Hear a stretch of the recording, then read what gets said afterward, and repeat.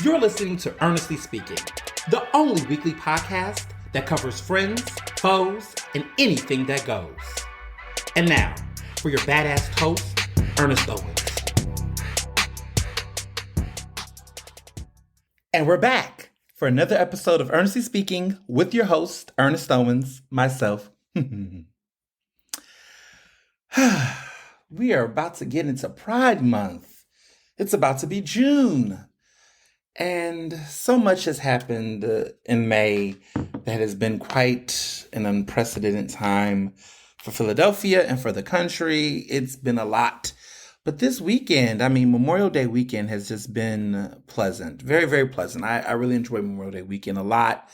It's still going on, for those who are my core 200 is what I call you all who listen to the episode oftentimes without the ads because it just comes out. If you get it really, really early, you get to enjoy it. So it's been a good Memorial Day weekend. I got a lot of sleep, lots of sleep, and I hope I sound refreshed because I get sleep, but this was like just nothing but sleep. It felt like a sleep marathon. I'm sipping on something. Sidebar. So there is this, you all saw this on my IG story. There is this new product from Recess, and y'all know I love Recess. That's one of my favorite sparkling waters. Well, they now have a 0-proof craft mocktail collection that has a Paloma, and I put this in parentheses because there's no alcohol at all in it, but it's craft mocktails that are infused with all types of adaptogens and other types of things that make you feel good and relaxed without the alcohol buzz. And so they've been marketing it as a drink for when you don't want one, if you get what I mean.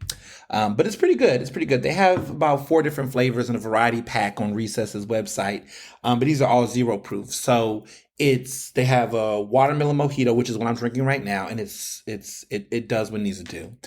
And they have a Moscow Mule, they have a margarita, and they have a Paloma. Those are like their 4 flavors. And all of them are good. All of the flavors are actually good. And they have a little bit of sparkling energy to it, not like totally sparkling like their CBD, infused waters. But I kind of like that. It's like a light carbonation compared to the heavy, feeling that you drink when you drink the other versions. But this is pretty good. I've had a couple of them throughout this weekend, and I have been actually drinking liquor, let me be clear. But when I do the podcast, I like to, be cute with it. Have water to keep the vocals hydrated, but also still have a little bit of relaxation. So I really love the effect of these Recess beverages on me. It gives me this sense of calm and relaxation, but at the same time, I'm able to get my drink on. So big, huge fan of that. But other than that, Memorial Day weekend has been cool. Every time, my lawyer throw that cookout, I got to be there. Mr. Johnson and I went we went to the cookout at his lovely abode with his lovely wife, who's just great. And it's always a good time because they can cook. And it's very seldom, I'm not the kind of person like to go cookout hopping. So for the past several years, I've only went to one person's house for cookouts around Memorial Day, 4th of July, regular outdoor cookouts. There's only one person's house because they cook food that is up to par and up to standard. Not everybody's cookout is up to par and up to standard. Folks be just running to somebody's house. And I've been looking at some of these pictures, the way that people eat food, but I don't know, there's an obsession with burnt meat. And I'm just like, listen, you fully cook your meat. Let's be clear. We're not doing extra rare or anything over here, but you don't need to make it extra, extra, extra, extra crispy like you're at, Lord of the Rings and it's like, or what is it, Game of Thrones, and it's almost like a dragon and blue fire over everything. And, it's just like, it looks like a bunch of ashes on the plate. But anywho, everybody's cookout is not the same. But you know what it is? I know what we bring to the table. Mr. Johnson and I, when we go out to cookouts, we know what we're bringing. We're bringing the liquor. We're bringing the chaser, the cocktail mix. We're bringing the liquor. That's what we're bringing. We're bringing cocktails. We're bringing the lavender lemonade. We're bringing the good punch. That's what we do. Look, can I cook? Yes, absolutely. Can Mr. Johnson cook? Absolutely. But we're not the type to try to come to someone's house and bring our own potato salad and ribs. And I'm not even going to play like that. Okay. I'm the person that's going to bring the liquor, and it's going to be essential. And is it easy to make? The cocktails, the mix and all that. It takes a little bit of good work, but you know what? People appreciate it. It's a necessity.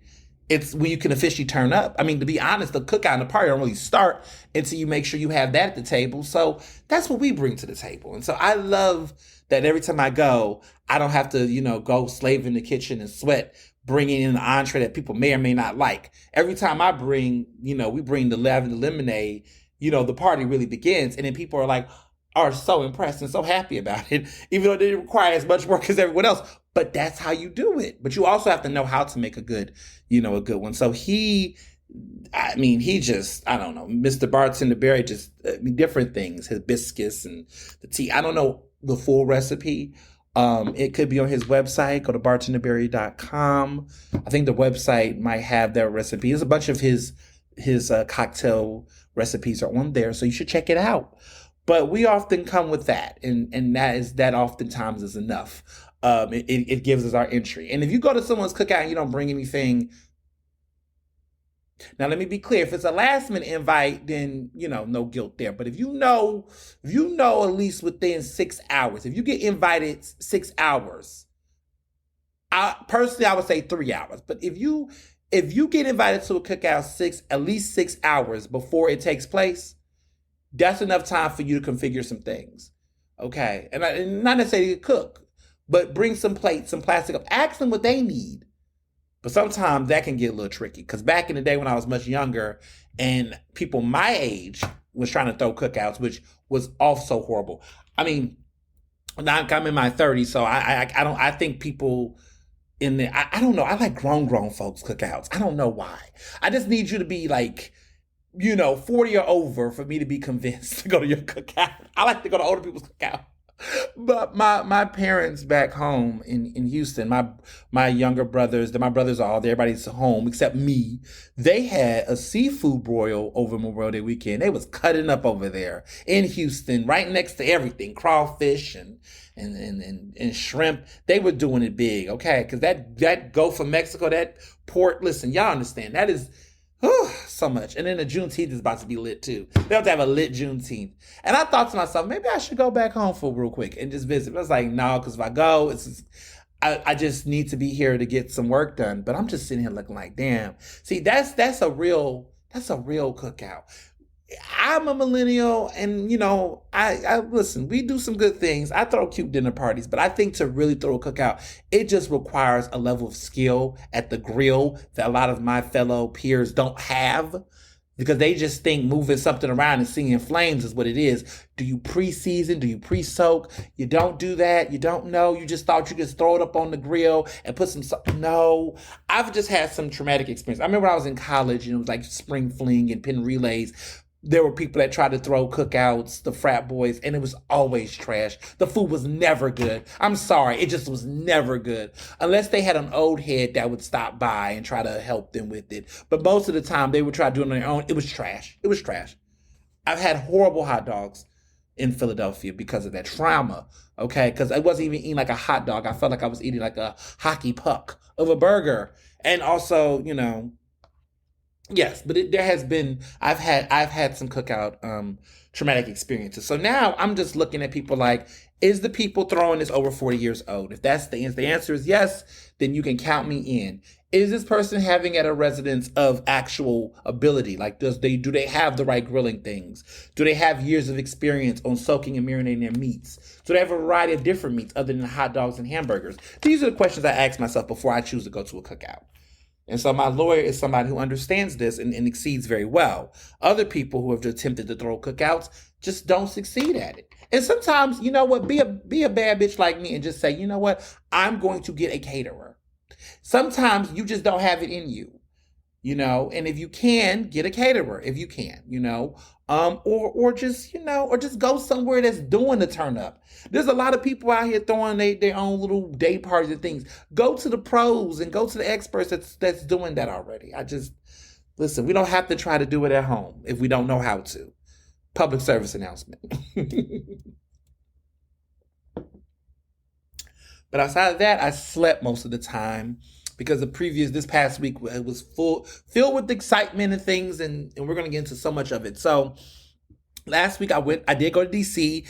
DC was dope. I went there to go catch up with my graduate alma mater, which is the University of Southern California, Annenberg School of Journalism and Communication. Went there. It was an alumni gathering of sorts. There's a new campus in DC that now has an Annenberg communications program for people who are in masters. So I met with current students who's in various programs over there at USC Annenberg in DC. They were talking about their experiences, the things they learned, and it was cool to give them some wisdom and really encourage them about the business. It's just good to just see. It's fun to be on the other side. So I had my like alumni sticker on and stuff, and was networking, but I also just made some other great connections. For my career and for my book, and I'll talk more about that soon to come. But it was good to go. At first I was like, oh, going to DC for a 2-hour event, that's a lot of work. But the 2 hours I was there for this event was worth it. Like there was lots of great networking and connecting with the faculty and the people that were there. So it was time well spent. I'll leave it at that. But shout out to USC. Went to the Phillies game, which I hadn't, y'all, I'm out here at the Citizens Park. This is the second time in a month, man. I mean, okay, Phillies. I hadn't really been to a full Phillies game. They lost, by the way, which was irking because, normally I'm the good luck charm at a game, but they lost. But the Lib Brothers and us went, and we had a good time. Shout out to the Xfinity group for bringing us through and inviting media and people to come out. But it was a great Parkway event. It was super dope. There was like a little pre-tailgate before the event, and then we went to the actual game itself. Had some really great seats, and saw the game. It's interesting because I really don't know how baseball operates. I am one of those gays who just don't understand a lot of sports. I do know basketball more so. Football, I don't really like the NFL, so that don't count.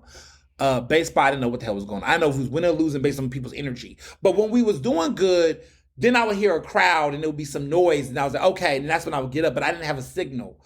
What's funny about baseball games is there are people who really watch the whole thing, and there's just people that just really are just in the vibe.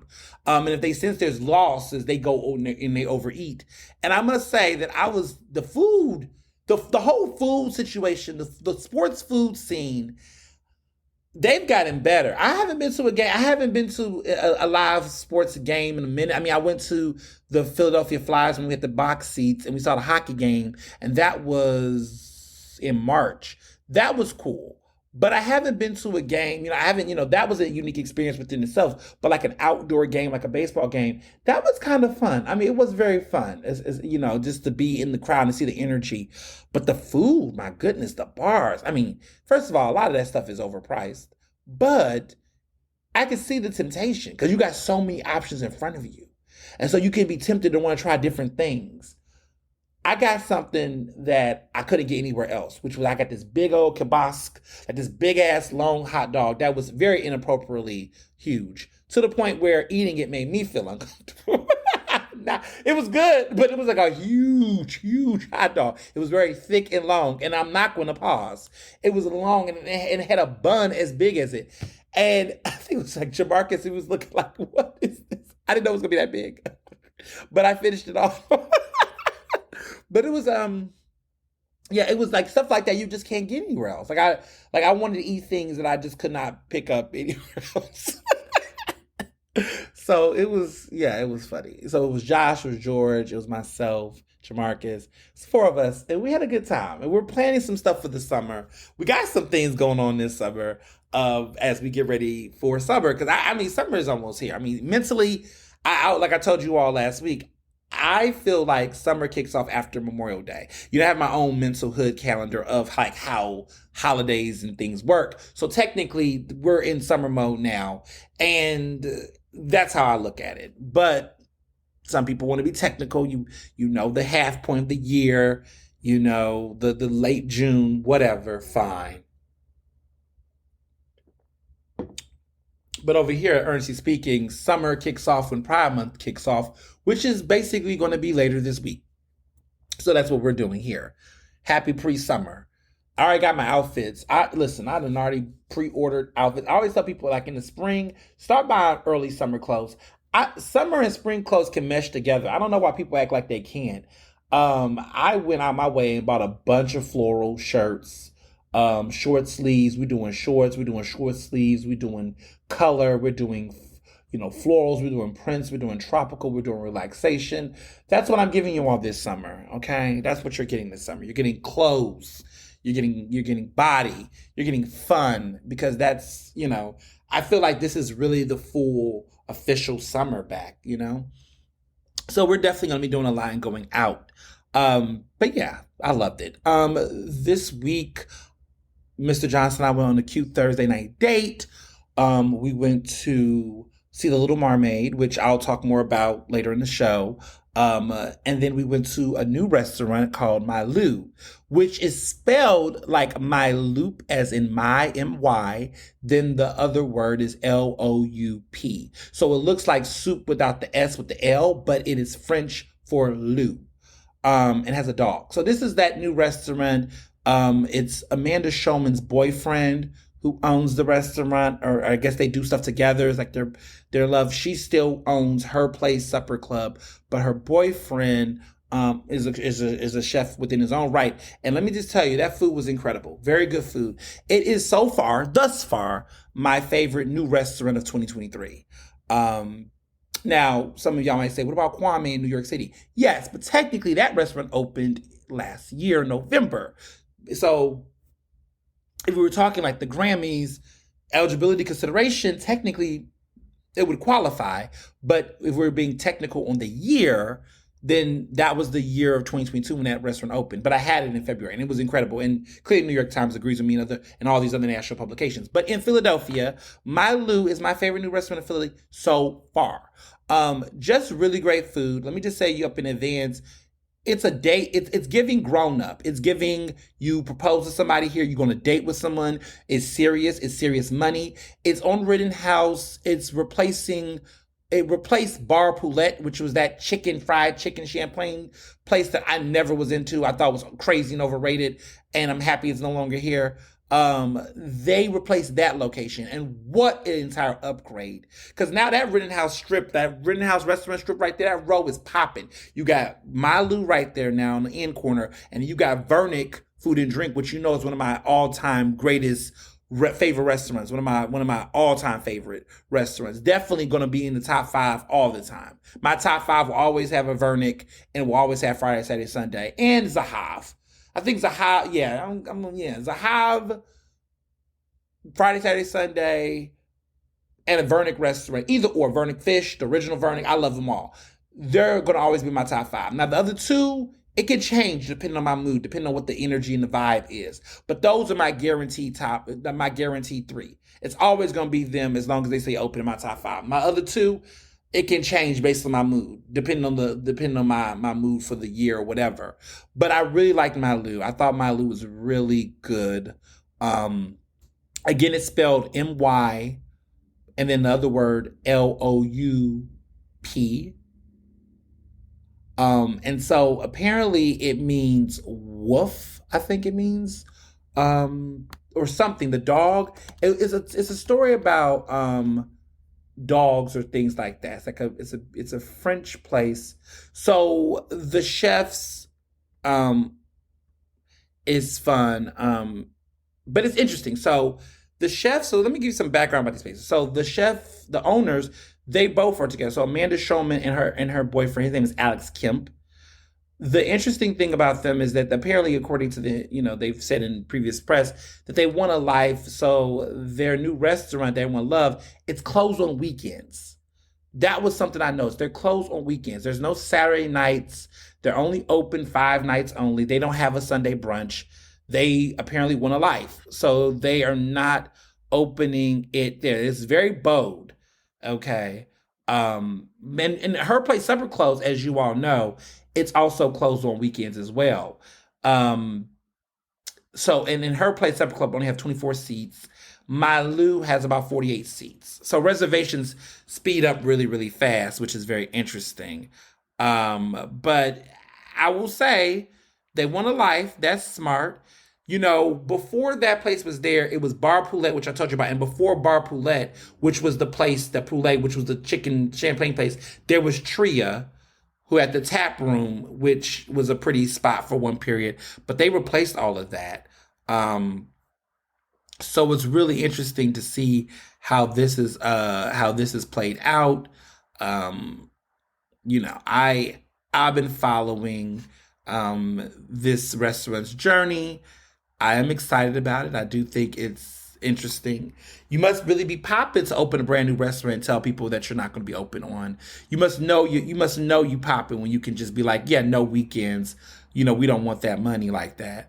But we'll see how it works. But they are open on Mondays, which is very popular because most restaurants are closed on Mondays. So I do love, you know, I do love I guess the interest in doing that because it is hard to find a good restaurant you know, on a Monday. So my Lou, like Lou in French means wolf, and apparently the dog is named Wolf, but it's also a shared name or something in reference to the boyfriend Kemp, who I guess middle name is Wolf or something connection to that. And so she named it Milu, like in reference to him and also the dog.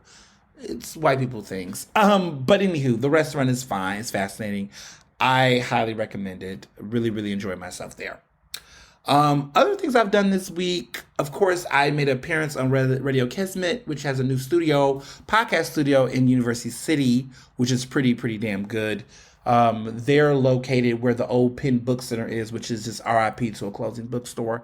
But it's on like 36th and Walnut, right next on that strip. It's on Sansom, right on that strip where White Dog Cafe, New Deck Tavern, all that is. They're right there where the old Penn Book Center is. And it's really nice what they've done with the place. There's like live shows, but they're not trying to be a huge concert venue, but they have a couple of live recordings and shows. Podcasting is done there. People can get, studio time to record podcasts and things there. It's a nice vibe. They got a good producer. They got a good situation going over there. So I was there helping with a student who I guess is an intern there who was doing a really great project at Friend Select. And they actually saw me when I spoke at Friend Select and then reached out to me to be a guest on their student podcast episode, which is cool. Like I always like to do stuff for kids. If I can make time for kids, I do. Grown-ups who want my free labor, absolutely not. But kids, always. If I can make myself available for children, I will do it. Made my, debut last week on Philadelphia City Council Live, hosting the show. So many of you all tuned in. What a show it was because City Council returned. I got a chance to interview Cindy Bass, who had that razor thin victory against Seth Anderson Oberman. One of the things she told me on the show was that she's interested in running for city council president. And right now, there's buzz already that Curtis Jones and Kenyatta Johnson are also considering running. And maybe Squilla. People said don't rule out Squilla. We don't know for a fact that Squilla is, but I'm about 100% certain that Cindy Bass, Curtis Jones, and Kenyatta Johnson are all three interested in running for the top job over there to be the next council president. And that's a big deal. They're going to be replacing Daryl Clark, who's not seeking re-election. So he's about to finish out 2023 and then, pretty much retire. So we'll see how that's going to play out. In other news, this week was full of awards across the board, and more on that later on in the podcast. But I got honored at my show, Ernestly Speaking. I did a TV special, of course, for Philly Cam, which the live recording aired on this show. This was back in October, late September. Well, the Alliance for Community Media is honoring me with an award for my voter education that I did on that special. And I'm going to be accepting an award in Brooklyn at the end of June. So I'm really excited. It's a national award. I didn't see it coming at all. I was nominated by Philadelphia Community Access Media. Shout out to Philly Cam. I've always loved them. And it's kind of dope, to just, do something. And it's cool because I'm being nominated for work that is, independent work that isn't connected to a major, media outlet. It's just something that, I do for my own leisure. And to see that work be, honored in this kind of way is really humbling and special. So thank you to the Alliance for Community Media and to the people at Philly Cam who nominated me. And I can't wait to, go to a great awards show and dress up and be cute and represent Philadelphia. So the awards is taking place in Brooklyn in late June. So I'll be there. Mr. Johnson will be there with me. We're going to be in Brooklyn. So, Abel, hit me up. I already made reservations right after. I've been good with planning my trips lately. I have been doing this thing where when I see stuff is coming, I'm already booking the travel. I'm already making restaurant reservations. I'm already doing everything ahead of time because I'm not, I don't like to just be in question marks and in clouds. So I've already looked up a restaurant that's in the area, that's near the hotel we're staying at, booked a hotel. We got all that stuff done. Just shout out to being organized in 2023. So I'm excited to visit Brooklyn. They're going to be the only people I see unless any of my good friends are around. It's gonna be on a Thursday, y'all. Let me pull up my calendar for those of my New York folks that I actually like. It's gonna be on Wednesday. It's gonna be Wednesday. So I'll be there all Wednesday. I'm staying overnight. So if anybody is in Brooklyn and on Wednesday, June 28th, and want to hang out or go out for drinks or do something, I'm free after 8 o'clock. I have a reservation. You could join us for dinner, or you just want to come to the hotel and drink and sip. Let me know. It's gonna be a good time. So I'll be around June 28th in New York. I'm in y'all city, you know. I can't just be pulling up to people's city without making a call. I gotta call people, let them know I'm in their town. But I'll be in Brooklyn. Brooklyn's been fun. I personally wouldn't live in Brooklyn, but I do find Brooklyn to be fun when I have went. I've been going a lot more often. I think we went for Abel's birthday, and then I went another time a couple years back to get another award. But I like Brooklyn. Brooklyn likes me. Brooklyn likes giving me awards. But I personally wouldn't live in Brooklyn. Because everyone's in Brooklyn. So yeah, that was great. But in shocking news, and here's the real shocking news, and why Karma is my podcast. So this is hilarious. So while I was at the Phillies game last week, I was with the boys. We were watching the game. I had got some text messages from some people. I won't name who they are, but I got some text messages, and they were people were like, "Congratulations," or "How are you going to accept this award?" I'm like, "What are y'all talking about?" Listen, the National Association of Black Journalists, yes, the same organization, yes, NABJ, the organization that banned me for 5 years, which again, you can go back and watch that special edition episode I did a couple of weeks back. But this organization, they have a Salute to Excellence Awards, which is their annual awards, okay? And I was the most nominated act this year. 4 nominations. Four. Even when I was a part of the organization, I never got that many nominations in one day, in one award show. 4 nominations this year for my work across the industry. I got nominated for my Ryan Boyer piece for Philadelphia Magazine in the best general reporting magazine category. I got nominated for my work for New York Magazine for the piece I did on Campaign Zero and DeRay McKesson and them. That got nominated in the investigative category for magazine. My work for Rolling Stone magazine I did about the summer queer music took over. That got nominated for best essay and commentary in the magazine category.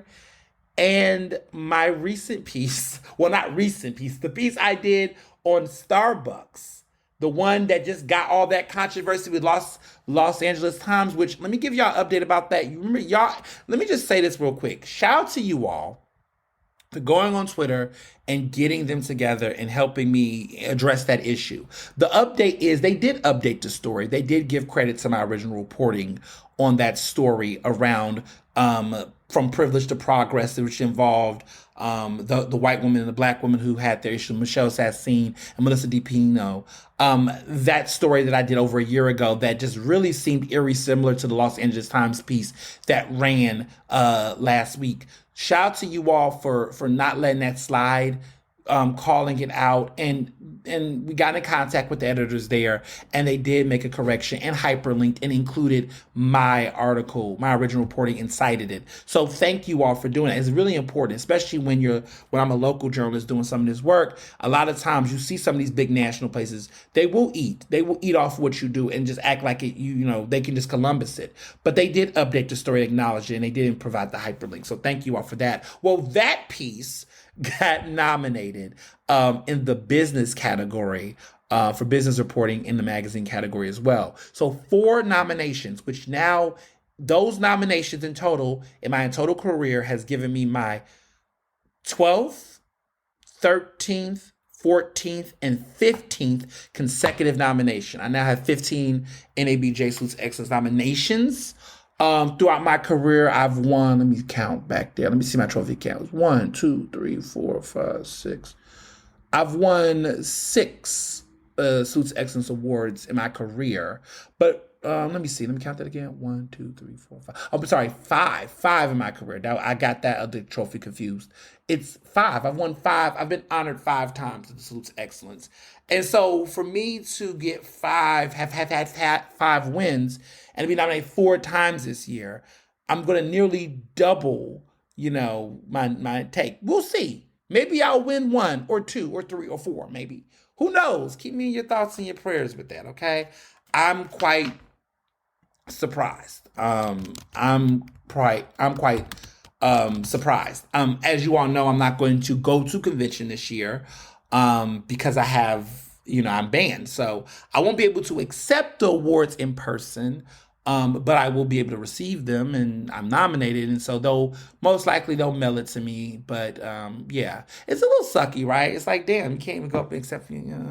Listen, I mean, I wonder if this is like what Will Smith would have felt like. I mean, like you're nominated for Best Actor, but you can't go up and get it if you won. I mean, he didn't get nominated for Emancipation, to be clear. But I just wonder, is that what it feels like? I mean, it's just weird. Like the most nominations I've ever gotten in my entire career, I'm the most nominated act this year. And but I want to say this. Let me just make sure this is and this proves the point I'm making, that decision about NABJ wasn't the organization's decision. It was the leadership's decision. And I guess they reflect the organization, but sometimes they don't. It wasn't the membership of the organization that booted me out. Not those thousands of members and hundreds of members I've worked with over the years. It was the board who was on petty, the leader, the president, their little committee that they created of people that they knew was going to vote in their favor. They made that decision. A small group of people made that decision. And clearly the awards committee, which is being represented by journalists across the industry, that they looked at the performance over the politics. And I'm really grateful for those people.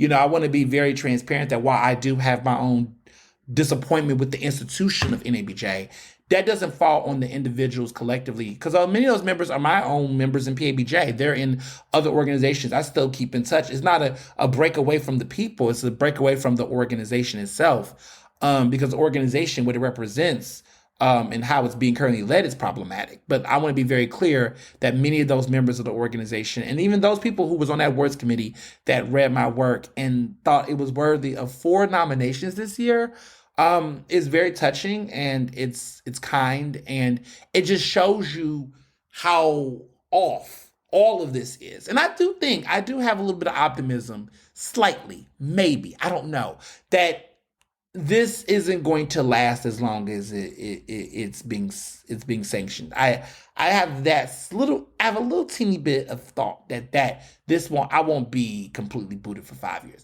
The question is, will I give a fuck to come back? I don't know. I won't hold you. I mean, right now, the answer is no, because I think, but, I don't know. It just will have to be, never say never. It just will have to be a lot of serious intentionality and change that needs to happen.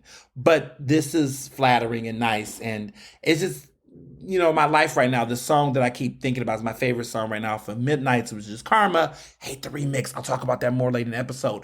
But I just feel like this is a moment. This year has just been a moment of reminding me that karma in this regard is like I'm seeing all of the, a lot of the things that certain people, certain.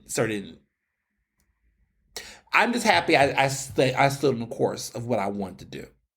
I'm reminded of that in moments like this. I'm reminded about this in other experiences lately, that staying the course and being true to what my vision was right. And even when it felt unpopular at times, you start to see things change. And so that keeps me optimistic and that keeps me very hopeful. So I'll say that. And in other news, Rittenhouse Barnes and Noble's event was dope. Really was happy for the people that came out. New faces, new folks. It was great conversation. The new Barnes and Nobles at 17th and Chestnut is lovely. It replaces the Forever 21 that was there. It was a lovely event, lovely gathering. Oh, my bestie Amanda came. She made plans for me. Plans. Cause she just be out here at vineyards and things and neglecting me. And then when she see me out with the Lip Brother, then she want to be all like, oh, you having fun. She gets FOMO. She'll be, studying, doing her dissertation, and she'll be like, oh, everybody leaving me behind. Can't wait to go out. Like she got a prison sentence. But then I'll go on her IG story and I'm like, oh, there's the cat. There goes Joe. There goes you somewhere else. And then you be having your little fun. But when you had your fun and I'm somewhere here, sitting back waiting, it be like that. And I'm joking. But no, I digress. No, she's doing her thing. But no, she came out. The book signing was great. A lot of people came. Okay, y'all. Christine Flowers made an appearance. And she wasn't shady. Keith Brand, who is someone I love to death. He used to be on the board with me at Philadelphia Community Access Media. We used to be on the board together. Keith Brand was there. He showed up and showed love, which was dope. But Christine Flowers came, interesting enough. Erin Santamore, who was number 6 in the city council at large race, she showed up. I would have thought that she would have went somewhere and disappeared for a couple of weeks, like a lot of people did when they lost. She didn't. She was out. She was positive. She was bubbly. She was really nice. It was a lot of interesting people that came. But I would say everybody came, was nice and respectful. Christine Flowers has been reading the book, and she's a fan of it. You know, listen, the book is for different people. She's an interesting person, but she read the book and she appreciated the work that I did covering the mayor's race. And look, a broken clock could be right twice a day. So look, people, it's interesting to see how folks and things change through time. Just who would ever thought you'd be having a book signing in Philly and then someone like Christine Flowers is there. You just keep living, y'all. Keep living. Oh, this drink is so good. So getting into the stuff that's been happening. Hot topics now. Or do I want to do a side? Okay. Yes, I'm going to do one little sidebar real quick. Because somebody asked me about this, and I do take you all's letters and messages and DMs. So you all notice this pattern. Every year I get something stupid, not stupid in the sense that it's like a stupid thing, but it's something silly and ridiculous, but can be practically useful. And so every year I get some gift, either I buy it or someone gets it from me, but it's always something that's like super random, but super fun and useful. So last year, I think that gift was, when my mother got me a wine chiller, like a little mini wine chilling fridge, that was like specifically for bottles of wine and champagne and things like that. So she got me this as a gift for Christmas. It's the most ridiculous thing ever. It's like, what's the point? But I must say it's useful because I put the wine in there, and let me say this, I hate chilled red wine. So no red wine chilled, but I put sparkling. It's mostly sparkling. Yeah, only sparkling in there. And so it's like become my new place because I hate white wine and I hate red wine chilled. I love red wine, but I hate it chilled. And I hate white wine. I'm not a white wine fan at all. But all of my champagne is inside there chilling. Silly gift, but very useful and something that is clearly a nice conversation starter when I have guests over. The year before that, it was a mini fridge, which is in the same vein. But that was a nice gift that someone got me the year before. This year, I have received a heat pad sauna blanket from Hydrogun. Now, listen, in-house sauna, who would have thought? But because I said something, this is interesting. And you all are, I love how you all pay attention. But I was talking about my experience, I guess, um, about taking a sauna, I think rescue spa. And so somebody listened to the podcast and heard me talking about this and reached out to me and said, hey, what have you, if you really want to be into sauna and this experience, there is this company that really makes really good ones. So I got a heat pod sauna blanket from Hydrogun. It got sent straight to my house. They saw my office because my office is public. I'm at Pipeline, Philadelphia. But they sent it, they gave me information. I was able to transfer it to get sent to my house. But it is gorgeous. And I have been using it. And thank you to the person who did this. So kind of you, so nice of you. Um, Thank you. It's relaxing.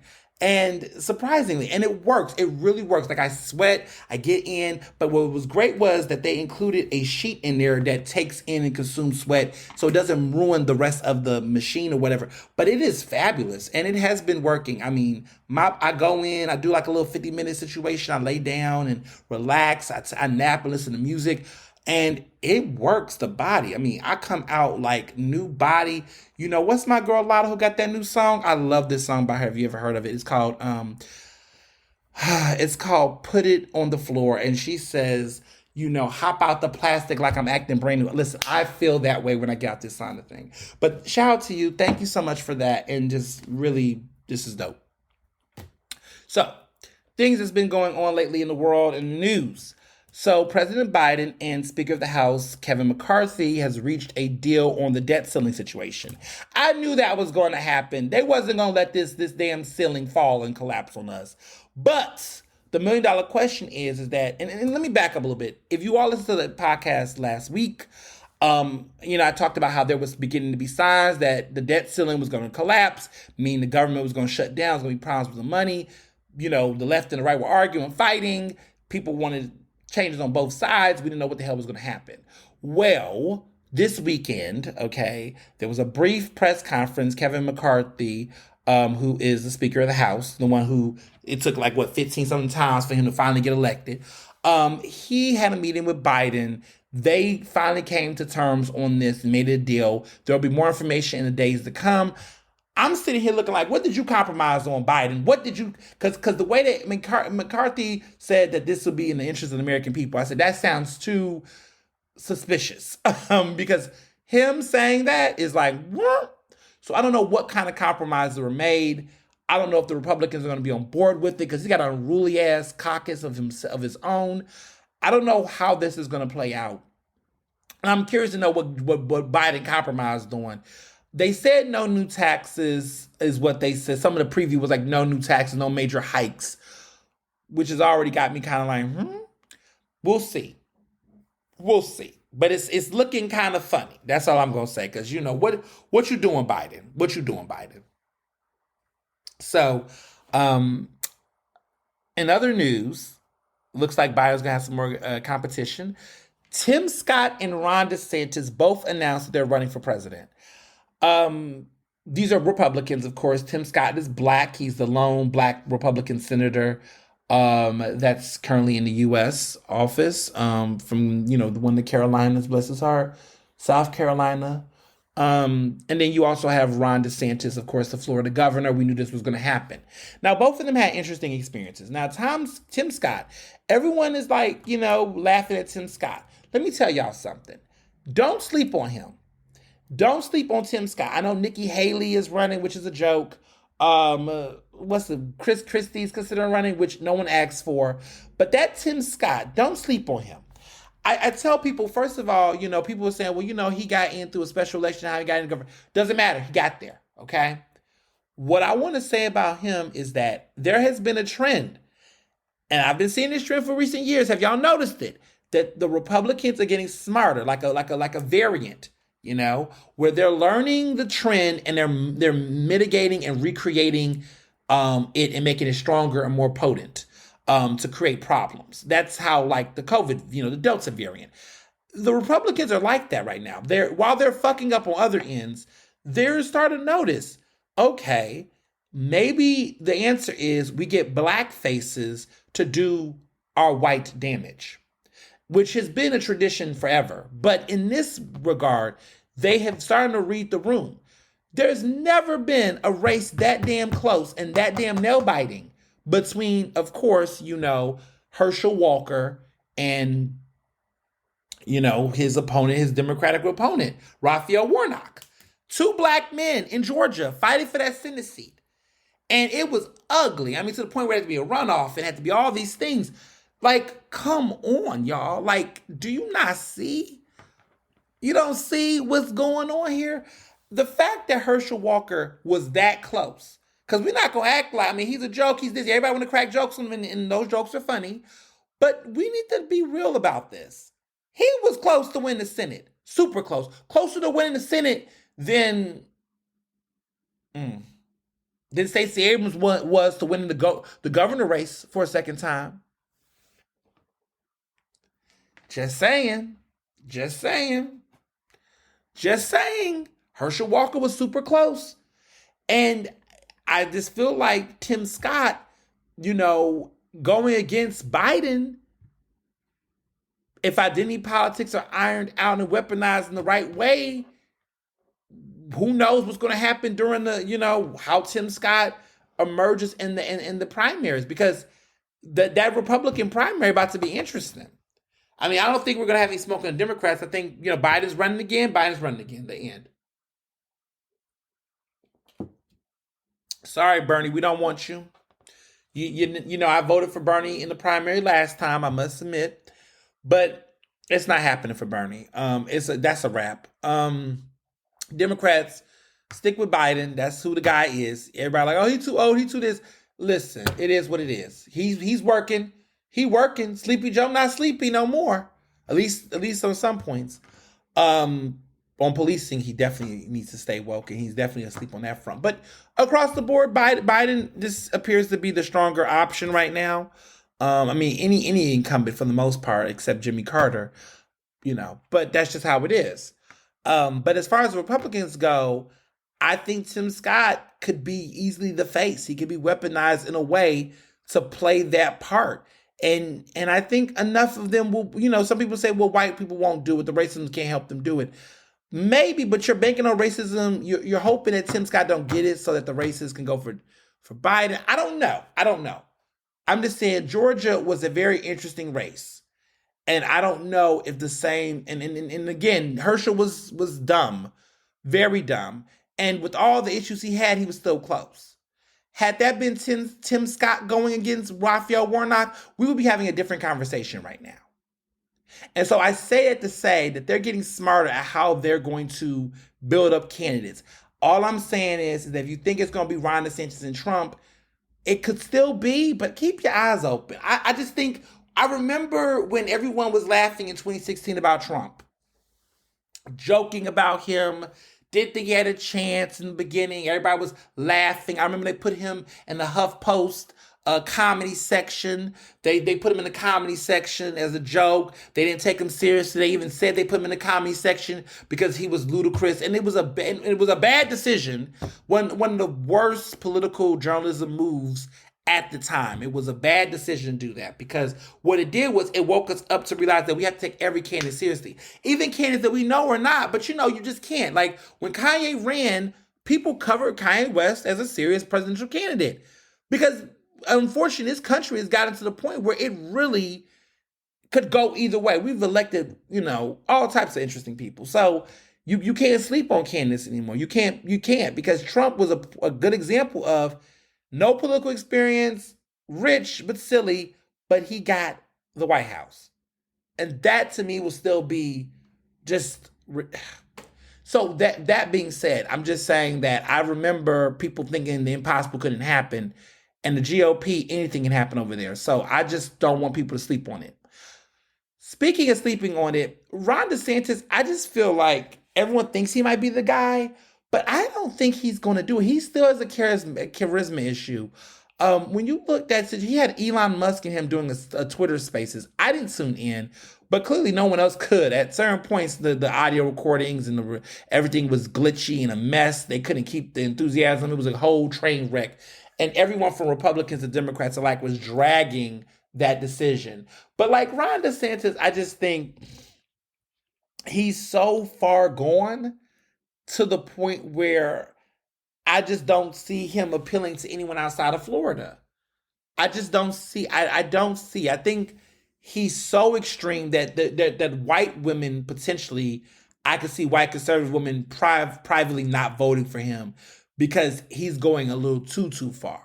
Like there are women who, even though they might support the white supremacy, they're not going to be okay with certain rights and privileges like abortion rights being taken from them. Some of them, I don't see. I think that he's away a little bit too much, and they don't know him. They don't know enough about him. He's still a mystery to the most of the public.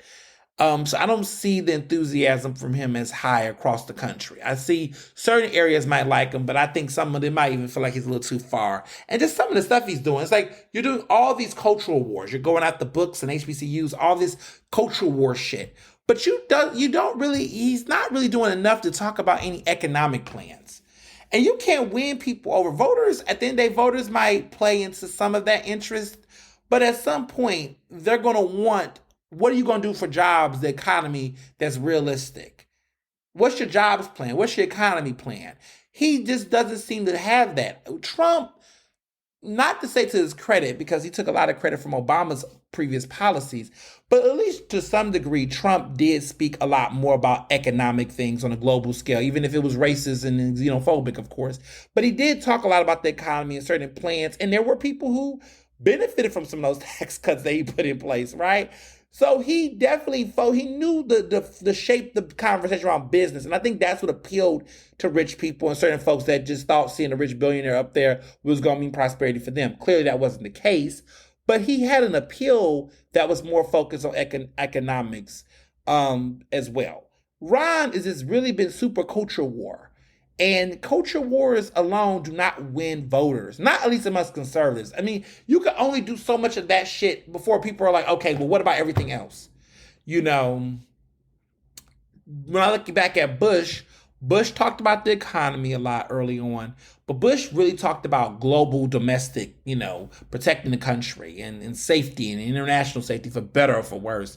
But this guy doesn't have that going for him. Everything is so, missionary and mediocre. So I don't know. I'm not really like feeling him. I'm not feeling any of them, but I just think that he's just, he's a lot of the stuff he's doing in Florida right now and the way that he's losing business and burning bridges in Florida right now, I think is going to hurt him and bite him in the ass as he gets down the plane. So we'll see. Book bans are just still continuing to happen across the country. Lawsuits are now being filed, of course. But it got really weird.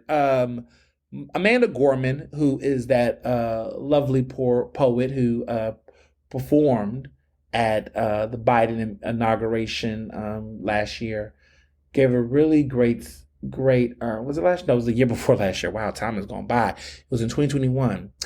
And she gave her poem, and she's been doing more work and writing books and things. Well, they're banning in Florida, her poetry, which is just completely asinine. And she's been speaking out online lately about these changes and these issues. But it's just like, we're banning poetry. And, in my book, The Case for Cancel Culture, I talked about why conservatives do this, and what's happening. And it's too much. And we've seen this out,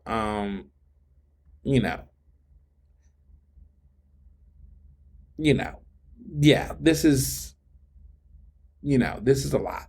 So, she's pushing back. I hope that the people that's in charge will rescind their decision in Florida, but it seems like Florida just wants to just cut anything and everything that's black and gay and democratic. So, it is what it is, isn't it? There's been a lot of talk, before I get into what's happened in Target, but there's been a lot of talk around that visit that was done, LSU. There's been the talk about the visit between Joe Biden and the players from LSU. and Angel Reese and showed up with her team, and it was a beautiful moment.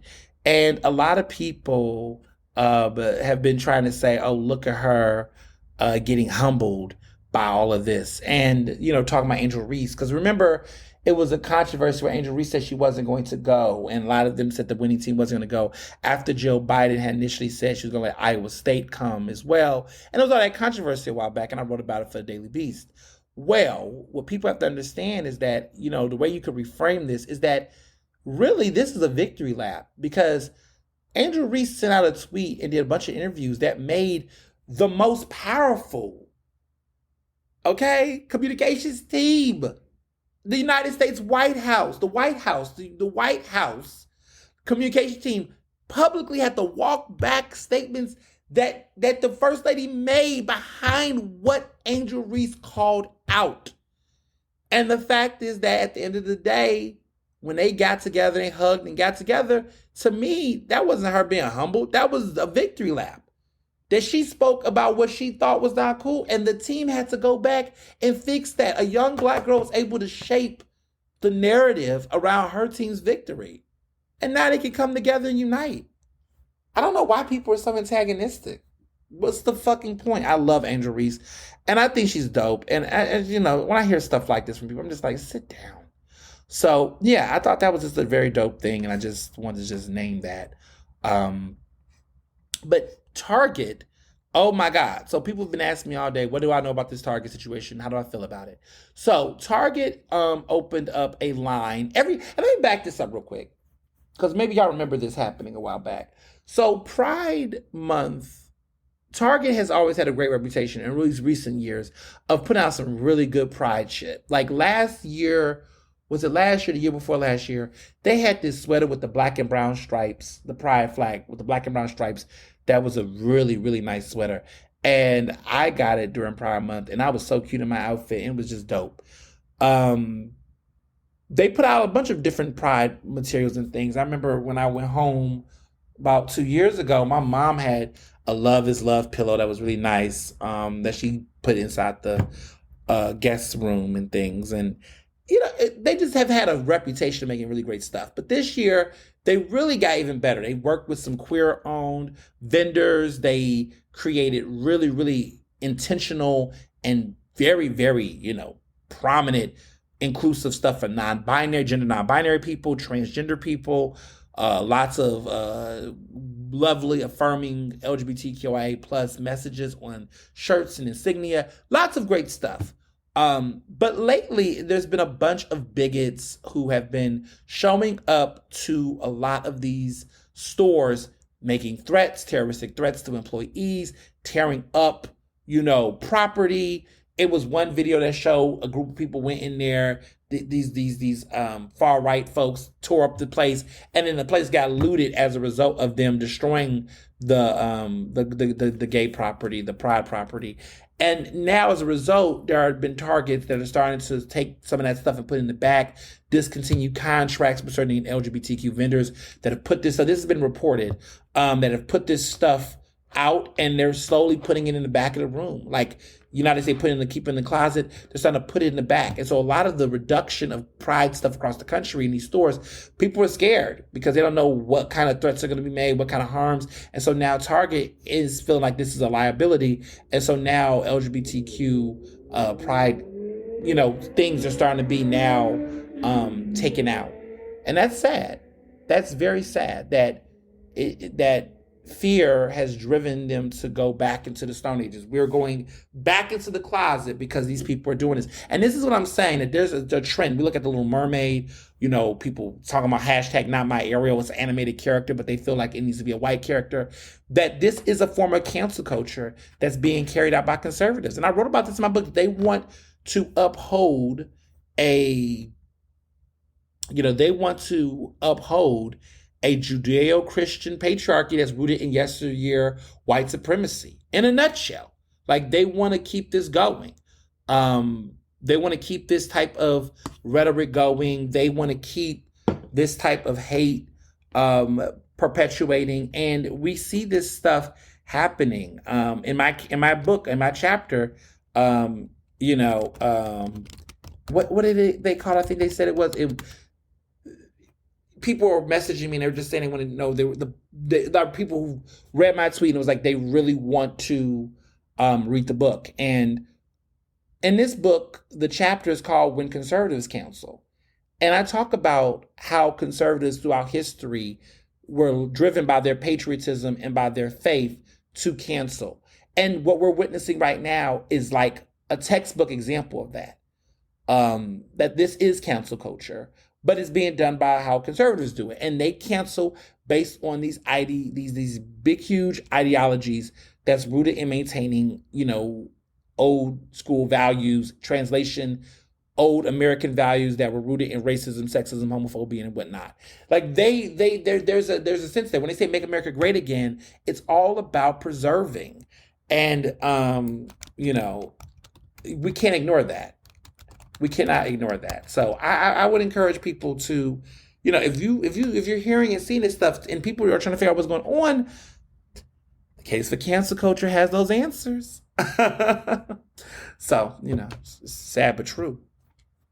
But we're seeing a lot of that happening now, and I think the fact that Target, which has been a big, arguably a big corporate ally, which is kind of strong to say. I don't know if I like to say that word, but they have been one of the more consistent brands that have been pushing out products. And even this year, it just seemed like there's been stories of companies that are now getting their products discontinued, all around allegations of what could be possibly happening. But in Philadelphia, though, we have our own issues that we need to be considering because the hate is coming to our door very, very soon. So I don't know if you all know this, but next month, June 29th to July 2nd, the Philadelphia Marriott, right here in Philadelphia, they have a hate group called Moms for Liberty, and they are having a conference. Their yearly summit is going to be in Philadelphia from June 29th to July 2nd.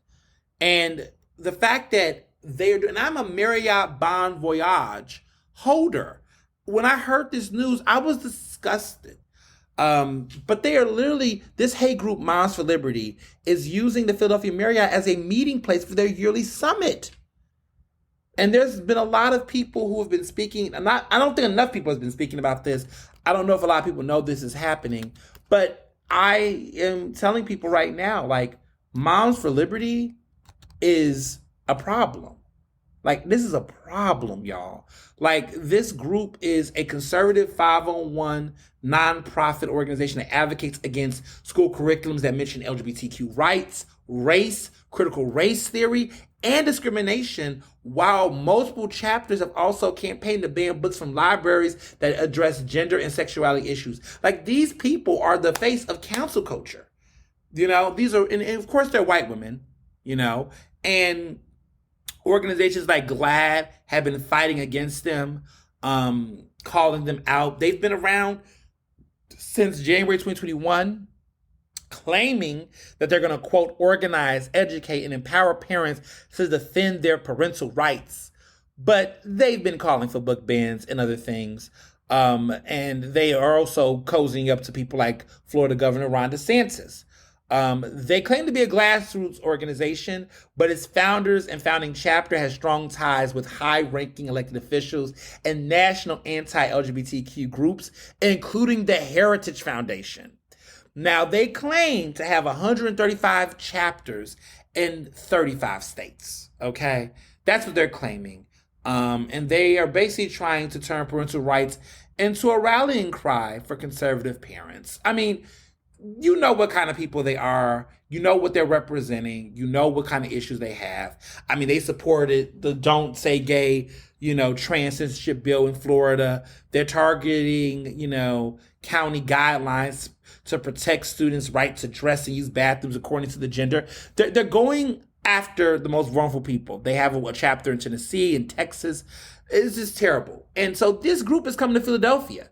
They're choosing to antagonize, they're choosing to antagonize by coming to a city like Philadelphia, where we have a fair practices ordinance that protects LGBTQI people, Black people, women, and everyone else. under the sun. And the fact that they're choosing to have their event here is choosing violence. This is intentional. And we have to acknowledge that. So yeah, I'm not surprised with what's going on, but we got to stay woke. Stay woke. So in Philadelphia, speaking about Philadelphia, local Democrats are trying to unite. There was a unity breakfast this last week that I attended, hosted by the Philadelphia Democratic Party, Democratic City Committee, Sherelle Parker. She had a unity brunch or breakfast, I guess it was a breakfast, where she invited all of the candidates she ran against, the major candidates who ran against her for mayor, the Democrats. They all showed up except Rebecca Reinhardt. Rebecca Reinhardt said she was out traveling for Memorial Day weekend and she could not physically attend the event. But everyone else showed up. Helen Gim came, Maria Quinones Sanchez, Derek Green, Jeff Brown, Alan Dom, Amin Brown, Warren Bloom there? Warren Bloom was there. Jimmy DeLeon was there. Delicia Gray wasn't there, but I don't think people really took her as a serious candidate. But everyone else, for the most part, was there. And there was members of the media, the black press, folks were there. I was invited, of course, to just witness this conversation, this gathering. All of the candidates spoke for the most part and just said they were committed to, working with the administration or helping to promote solutions. And it seemed fairly positive. You can tell that Helen Gim felt defeated, very standoffish than usual, very quiet, reserved. I mean, she stood alongside Sherelle for the optics, and Sherelle definitely, was next to her. But I think Sherelle had a little bit of a thrill, like kind of being next to her, like, see, look at you. But I think that was the energy I was reading. I think she had fun, being fun with, like, what is it like to lose a race with someone and then you have to kind of play face and all that? I think Sherelle had a lot of fun with Helen Gim at the breakfast. But Helen Gim was very uncomfortable, you can tell. She didn't speak to me. She saw me. Her campaign manager saw me. No one spoke. She tried to put on a smile, but you could just tell she just wasn't trying to really be there. But she knew she had to for optics. She didn't really talk to the media. She kind of dipped on the media quickly after. And everyone's like asking me a question. What's next for her? What is she doing next? I mean, honestly, she's got to try to figure it out. I don't know what's next for her. And quite frankly, I don't care until I have to care, to be honest.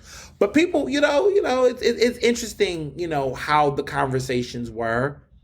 I think a lot of people are trying to process what this is going to mean for everybody involved. What is it going to mean for Philadelphia? What is it going to mean for, the progressive movement? I wrote a piece last week that just said, hey, we need to stop spending all this time talking about Helen Gim losing and celebrate the fact that you all have a prominent black progressive like Isaiah Thomas who got nearly as many votes as she did. He got 107,000 votes this election cycle, making him the highest city council at large vote getter. And Helen Gim had 108,000 votes 4 years ago when she ran. Now, when the stories came out about Helen Gim 4 years ago, they were calling her next AOC, wondering if she's going to run for mayor. It was all this chatter about her possibility, her potential. The problem is that while that was the reality for her, you just start to wonder, is that the best? I don't know. People ran to jump to those conclusions. When Isaiah made his historic win, first black person to achieve this since Derek Green did in 2015, no one had those same articles about him. These articles were barely there. He didn't get as much glowing press. I mean, he had a couple of people who said some nice things, but overall, he didn't get a bunch of jazzy buzz at all.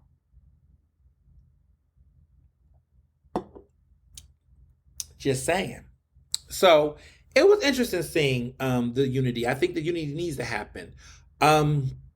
Speaking of unity, I met with Bob Brady. We had a private off-the-record conversation for an hour at his office in Spring Garden. He saw me at the breakfast, reached out to me. We exchanged numbers.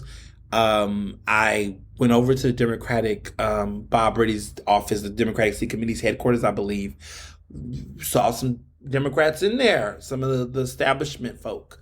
And, people were surprised to see I was there. Some people even had their phones out filming it like it was some unprecedented event. Guess it pretty much was, wasn't it? But I went. We had a meeting. The door was closed. It was just us talking. I'm not going to disclose the contents of that conversation. But what I will say is that I learned a lot. I learned a lot. Um, I got perspective about some things. And I had some questions. And he answered all of my questions.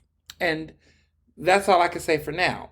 But what I will say, though, there were some people online has been chattering like, oh, don't be a sellout. Don't be this. Don't be that. Listen, I don't need to be given a lecture on not to be a sellout. What I will say, however, is that it's interesting that oftentimes young people, Black people, folks that are trying to really get to resolutions and solutions and change, the people who barely invest the level of engagement, energy, and focus on those solutions oftentimes have the largest, loudest opinions about what other people should do to achieve them. For me, I've fought many battles with elected officials and the powers that be in ways that were often contentious, nasty, and controversial. And none of that is fun. It's if it happens, it happens. Smoke is smoke. But if you can be in a position where you can get a chance to sit at the table and have a conversation, to learn, while also still doing the work that you're going to do regardless, that's a lot easier than residing in the same internal conflict and mudslinging that oftentimes distract from what needs to get done. And for me, I'm going to do my job and tell the truth. I don't think no one is, and I will even say this about, I don't think no one's expecting me to be a shrill or do anything different than what I've been doing, because that's just not going to happen. And neither do I expect the Democratic establishment to evolve into something more progressive or different over time either. I don't think any of those things are. But what could help is if both sides in this situation have access to each other to communicate. Because a lot of misinformation is getting spread through the hypocrisy of those that we think are representing our sides. Let me make that a little bit more easy to process. There are people amongst both sides of this arena, the progressives and the establishment, that are using the most vulnerable people, the people that are like the journalists, the press, the activists. They know that they need those people to fight the battles that they don't have the balls to fight because they cross over to the other side. They lie, they play games. I'll give examples, right? People like Helen Gim will talk all day about how the establishment is this, that, and the third. But when she goes into those rooms among some of those players, she plays really friendly and nice with them. Okay? I mean, look at her relationship with Johnny Doc and Bobby Heenan. She knows how to play with those players to get the things she wants, and she's strategic for it. But the interesting thing about her and how she navigates, her supporters don't get the same nuance, grace, and perspective. They all are just gun-ho, Bernie bro mindset folks that's like, oh no, it's hell or bust. It's everything is a binary. But the leaders at the core fronts, those people are not playing that kind of game. And so what I've learned over time is that there are people who have tried to play me like a chess piece, have me fight their battles, stir the pot, say this, say that, give me quote unquote the tea. But then when I go out in public and speak on it, which I have no regrets, I'm going to stand 10 toes down on whatever I'm saying. But what's interesting is that those people are silent, invisible, quiet, and they're also complicit playing with those types of people in power. So what happens is that the most powerful folks around town has realized this somewhat. And they're realizing, I'm tired of people talking about you. I'm tired of people talking about me. Let's just get together and figure out who's lying in this motherfucker. And that's what pretty much happened. Is that you get to a point where you're like, a lot of people telling me a lot of things about you, Bob Brady. I heard you was talking about me. And then Bob Brady on his side, like, I heard you was talking about me. And, I hear this. We started adding some things together. And the math wasn't mathing on some things that was being said by certain folks. And all I'm going to say is I'm going to sit back and I'm observing as fuck. Because it's a lot of people out here playing. They pretending to be a lot of things, but they're cutting backdoor deals. They're saying one thing to one person that's not consistent with the next. And that's why shit be getting weird with these endorsements. But you didn't hear that from me. So I'm learning. I'm getting better. I mean, that's what you're supposed to do. You're supposed to evolve. You're supposed to get better with time, you know? And I definitely have. And I think you just have to there's no solution to it other than to just keep doing the work. Like, I'm not going to regret anything I did 5 years ago, 7 years ago, 8 years ago, because that's where I was at that time. It's all in retrospect. It's all in context. All I can do is take what I've learned and what I know and move with that, then just consistently hold on to dated tropes and misunderstandings and beliefs if they don't serve me well and they're not what the truth is. That's what people are supposed to do. That's what critical thinking is about. It's about learning new things that are rooted in truth, right? Correcting the behavior that you've had done before, the things you may have said, the thoughts you would have had, and then to progress based off of that. Critical thinking 101, people. Just saying. In other news, I went to an event on last Friday called Finding Ceremony, and this has been a very big process. There was a descendant community gathering at Malcolm X Park.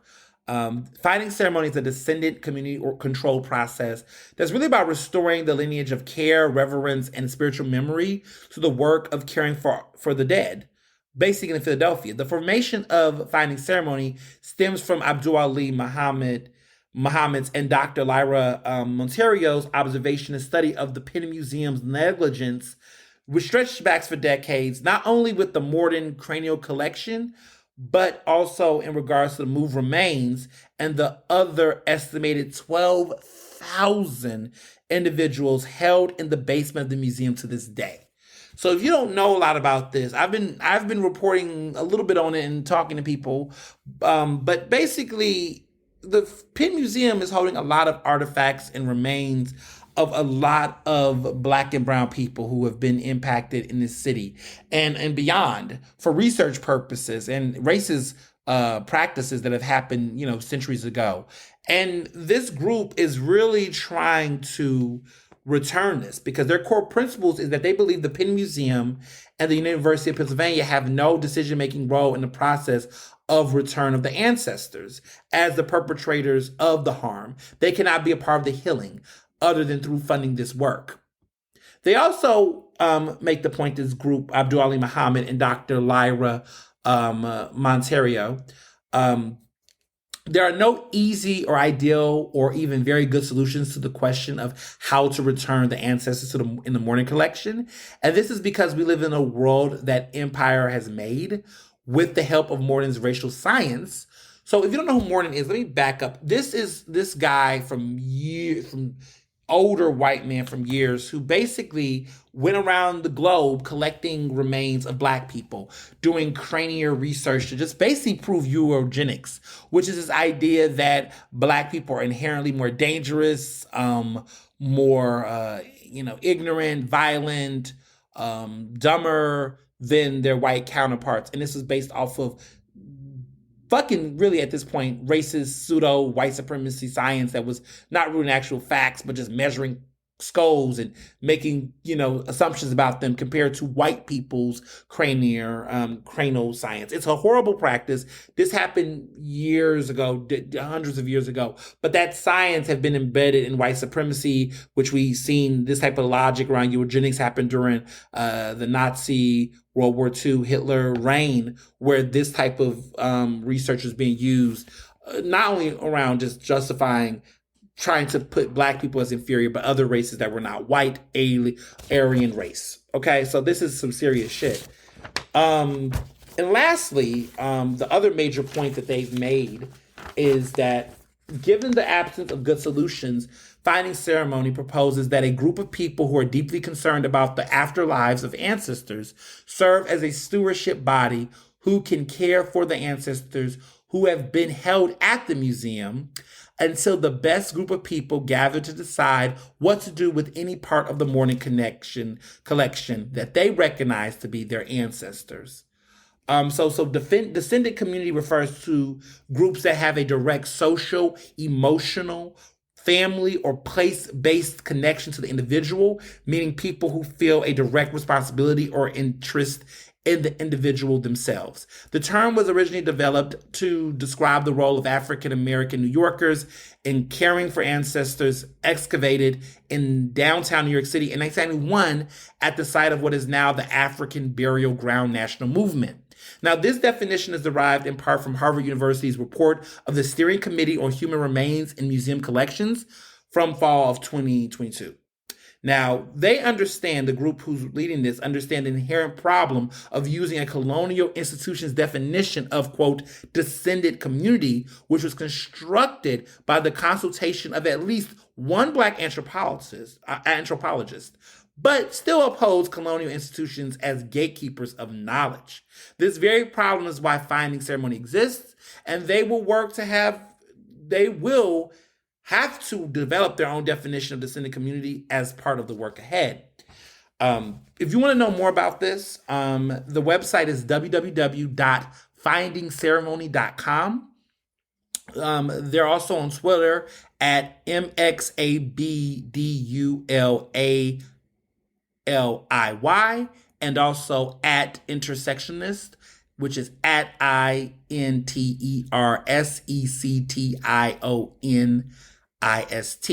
The hashtag is hashtag finding ceremony. Another hashtag is hashtag uncollect our ancestors.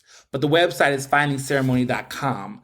If you want to know more about how to help support this work, be involved, know more, they're really doing the work to really spread information to the people. There's opportunities for you to support these causes.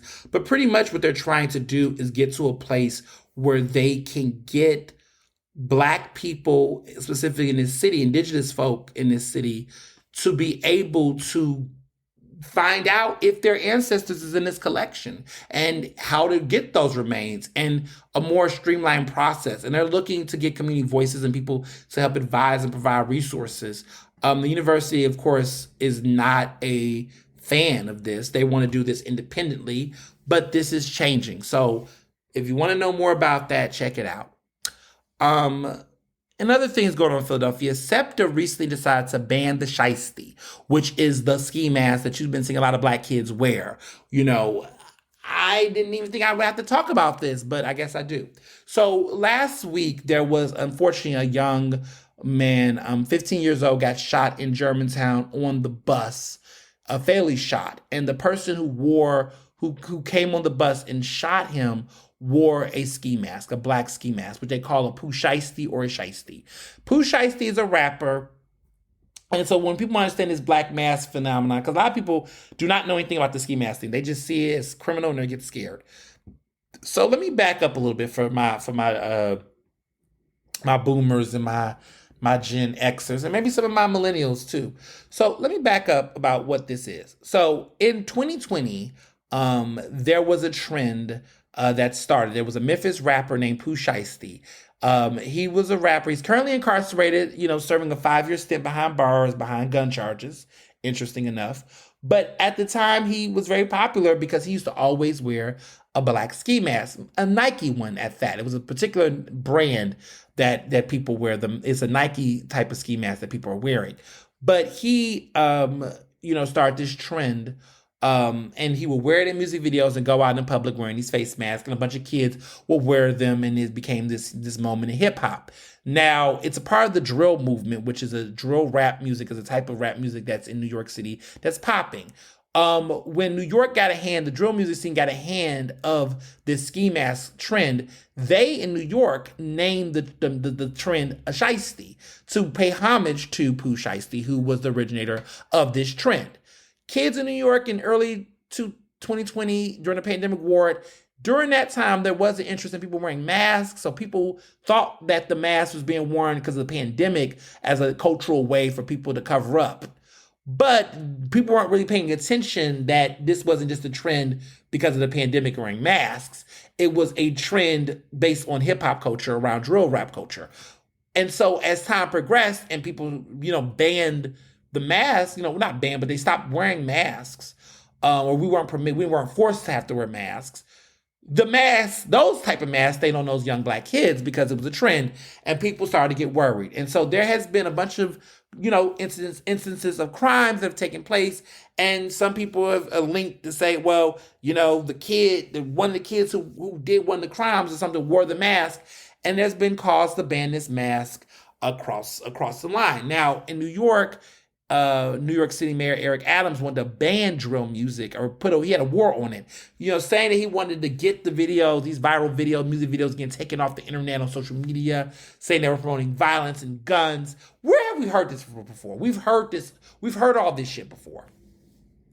In Philly, the mayoral candidate, Democratic mayoral candidate Almond Brown, said that he was going to ban ski masks. Because he was saying that, old women in their neighborhoods, shouldn't be afraid to walk out and all that crap. So that was what he was saying. But SEPTA has been the first to implement this massive ban on their rides. And so after this young man had passed away last week, they immediately came out and banned the ski masks, the shiesties, from being worn on any of their rides, and basically said that if a kid or somebody wanted to test it and wear a mask, they would be met with action from the police. They basically threatened police intervention, which could be very, we already know what that looks like. I think this is bullshit. There's people at city council has been entertaining it. Public policy experts have written about it. I think this is stupid. I think this is a dumb policy. I think it's performative as fuck. I think it's anti-black as fuck. I think it's racist. I think it's a racist policy. Let me break this down, because I know some people are gonna be like, but wait a minute, these are masks. Let's just unpack all of this. First of all, it's anti-black. It's racist. Why is it racist? Because we know that the vast, large majority of people that are wearing these ski masks are black kids. Period. Okay? They're black. We know they're black kids. They're targeting black youth. That's the first thing. The second thing about why I say it's performative is because this is more about respectability politics than actually reducing crime. There is no empirical data that has been presented to show how this is going to be effective in reducing crime. We have often gotten to a point as a society where we just use any type of excuse to stop something. You're talking to a person, you're talking to a black man, you're listening to a black man right now that's speaking on this podcast that grew up in public school and urban my entire life, okay? I went to public high school, middle school, elementary school in Houston, Texas, predominantly black and brown high schools and public schools my entire life, okay? I remember, and I don't know what it was like in Philadelphia public schools because I have not attended a Philadelphia public school, but I remember that there were crazy dress code policies. No bandanas, hoodies, ear piercings. I couldn't wear fucking Dickies. Okay, Dickie cargo pants, the little khaki pants, couldn't wear Dickies. Bandanas, ear piercings, certain shoes and colors and shit. Sagging. Oh, didn't they hate sagging? Oh my God, didn't they hate sagging? It was baggy clothes. It was a whole thing. You couldn't wear certain attire. Clubs and events and spaces, no hip hop attire. Dress decent and clean. We've seen this. And the argument back then was that you couldn't wear that stuff because it was gang related. Reducing gang activity is what they said.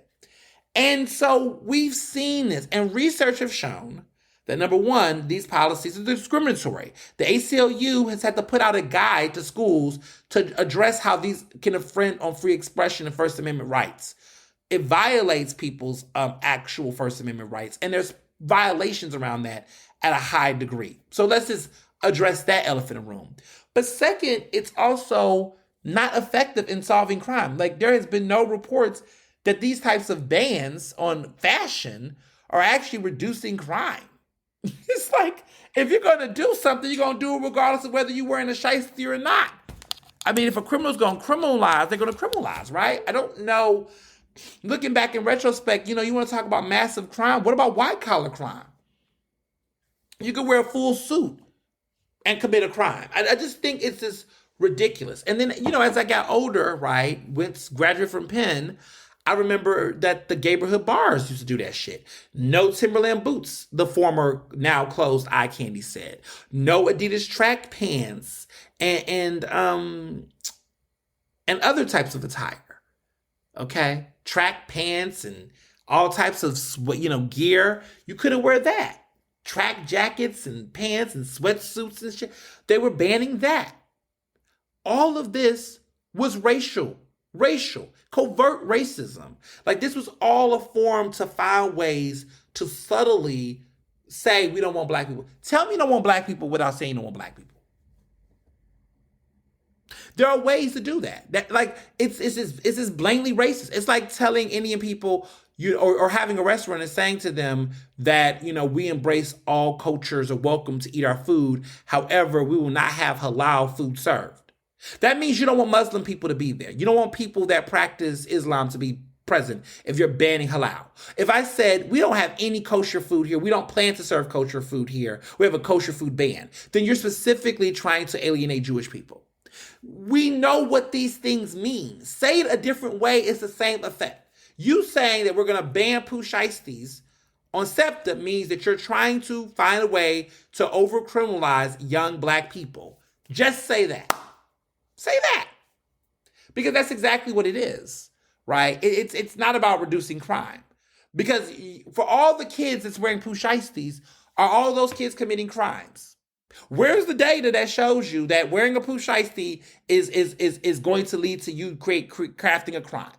Or are you just wearing a fashion statement? The same way we were told sagging was going to do that, or that wearing certain bandanas was going to do that.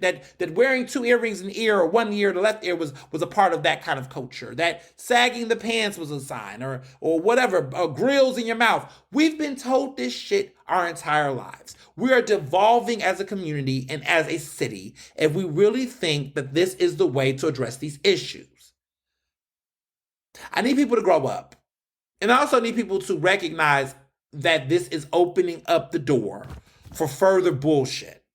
So, SEPTA put this policy out, but I'm looking at SEPTA like, SEPTA, do you think that that's going to change the gun violence issue?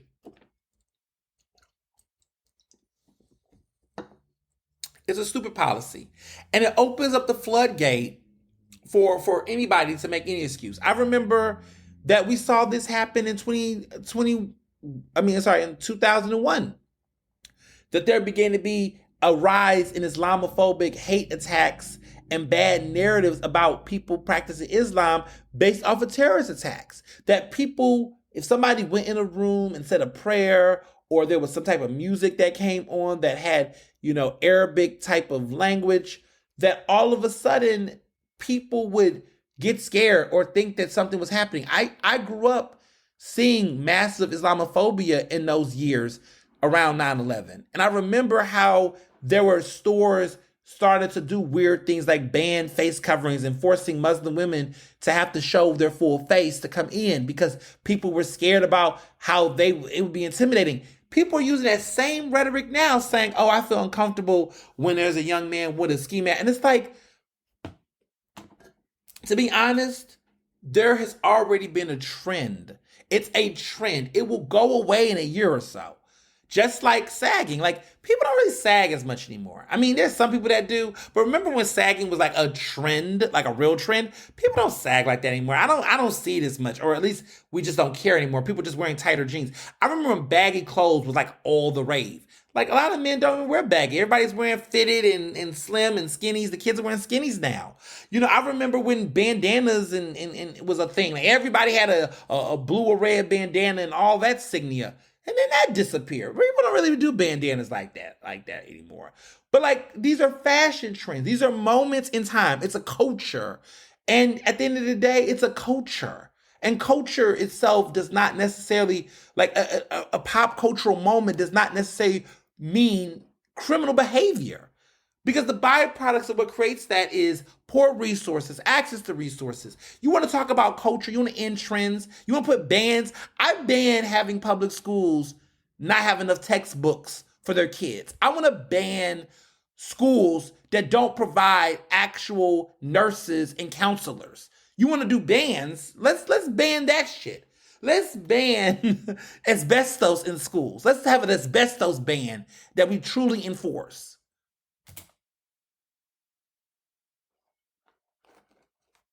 Priorities, people. Priorities.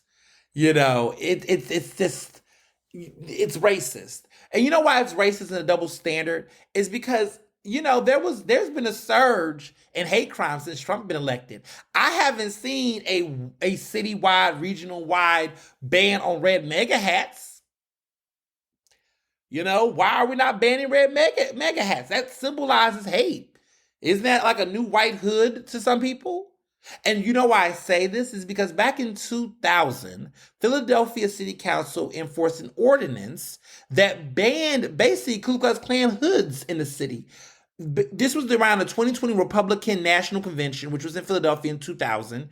They had a national convention here. And prior to that, the Democrats, by and large, the city council enforced an ordinance that would prevent people from being able to wear coverings to commit certain crimes. And they were really coming at the fact that they were worried that members of the Ku Klux Klan was going to terrorize Philadelphians during that Republican National Convention. And so they had to make this enforcement. Isn't that crazy? And so here we are 23 years later, and we're seeing people try to conflate these things. You like that the last time we banned fashion was a KKK hood. And now you're trying to tell me 23 years later, banning a Pooh Shiesty is on the same level as banning a KKK hood? Make it make sense, y'all.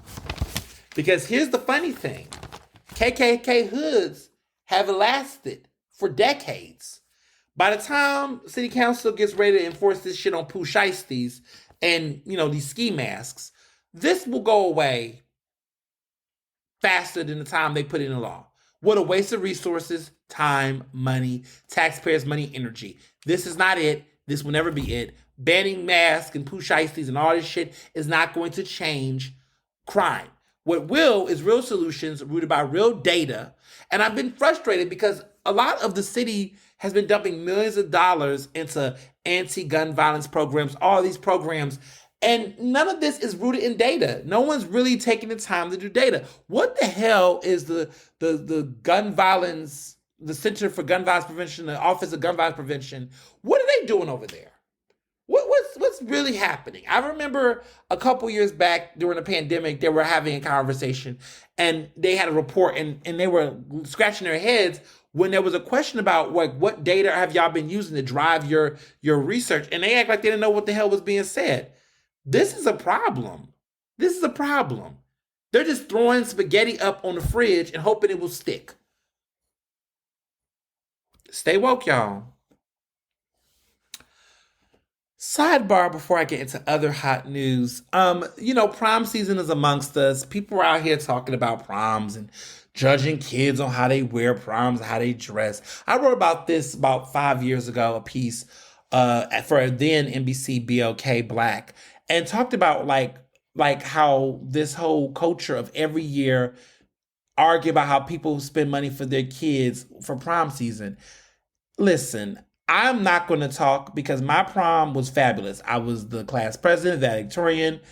I think they rented out a Maybach or whatever for my prom. I didn't drive it because I don't know how to drive, but I was in a rental car that was really nice. And it was a nice, my date was a woman at the time, well, high school woman. And, we looked good. Nice tuxedo. I looked good. I was cute. Had a good time. Let people have prom the way they want to have it, especially Black kids. And a lot of this is rooted in anti-Blackness. It's like anytime Black people have real, clean, fair moments of joy that's innocuous, it's always some level of scrutiny that people feel like they need to have. Just say you're jealous or just mind your fucking business. Sometimes it doesn't require to have a major groundswell consensus or opinion about what people are spending with their money or making perceptions about how people make their money and what they're doing for it. People can do it because here's the issue that I don't get. People don't know what the fuck they want from Black people. They don't. They don't know if they in one moment it's crime, be peaceful, do positive things. We need better stories. Black people produce those moments, right, for themselves and their families and memories. And then that gets scrutinized. Well, you didn't do it enough. You didn't do this. And you know what? We don't hear any stories about white people, how they do prom. And that they do be going out Okay, we don't talk about, no one criticizes bar mitzvahs and how much money people spend for their kids to have bar mitzvahs. We don't hear the stories about Sweet 16, how white kids, really go out the window with their Sweet 16s and how their parents spend money. We don't hear any stories from other groups of people on how they celebrate their experiences. But black people's experiences with their kids, their proms, their joys, their moments is always highly surveilled and monitored as if it's a fucking terrorist attack. Like, we gotta stop that. And not just white people stopping that. Black people in our community, we have to stop doing that. We have to really let go of the white gaze. We also have to get out of our own internalized anti-blackness and internalized racism, because we do carry that. And I get it, because a lot of that is because we are oftentimes seeing that done amongst us by white people, that we adapt that type of behavior. It's almost like we've been conditioned based on our experiences. And so I'm not acting like I don't see where this came from. What I'm saying is that we need to better acknowledge that. And when we see these moments where it jumps out or it comes out or is around us, we got to stop. We got to stop it right there in its tracks and unlearn it, or tell other people to check themselves. Because I see too much of it happening on my timeline, and it's very disgusting, especially older black people, where they'll say things like, oh, well, why, she spent all this money for that kid. They better have made straight A's and had good grades. They better be going to college. And I'm just like, why are you assuming the worst? Why? And why does it matter? Why? Crickets. Crickets. And everyone always act like when they're throwing that kind of shade, that they're coming from a place of sincere interest, invested interest, when it's really just the opportunity for you to sit on a porch and just judge. And there's no real legit concern and worry. Like, how is a black person's family having a good prom send-off somehow a community concern or crisis? Exactly. Exactly. So I want to address something that kind of took news last week, and I, had some comments, and different people had different debates about them, but about this situation. But I want to talk about it because I don't run from anything. So last week there was a story that ran in Business Insider. It went viral on TikTok as well prior to the story being written. But there was a black woman, 34 years old. She is. I know of her. We're not friends, but we're not necessarily enemies. Or maybe she may not like me now, but she didn't really like me before. But she is from Philadelphia, but now she's out nationally doing work. She does consulting work in tech in different spaces and places. And she revealed that for the past 10 years, so from 24 years old to 34, that she had been impersonating having a personal assistant. And not only did she impersonate the personal assistant, she gave the person a name named Matt, who is white. She was impersonating a white personal assistant who was white named Matt. She had created a whole identity around this person, an email address, and this person would negotiate deals and do things in this way. And she was expressing that by doing this, it allowed her to have more opportunities and be more, I guess, competitive in her respective field to get business, and that, having the confidence of a white man, quote is what she said in the article, but having the confidence of a white man to get ahead. And that there was a logic, and it was inspired by a real person, and she did these things, and that these were the tools that she had to use as a black woman to get ahead in this industry.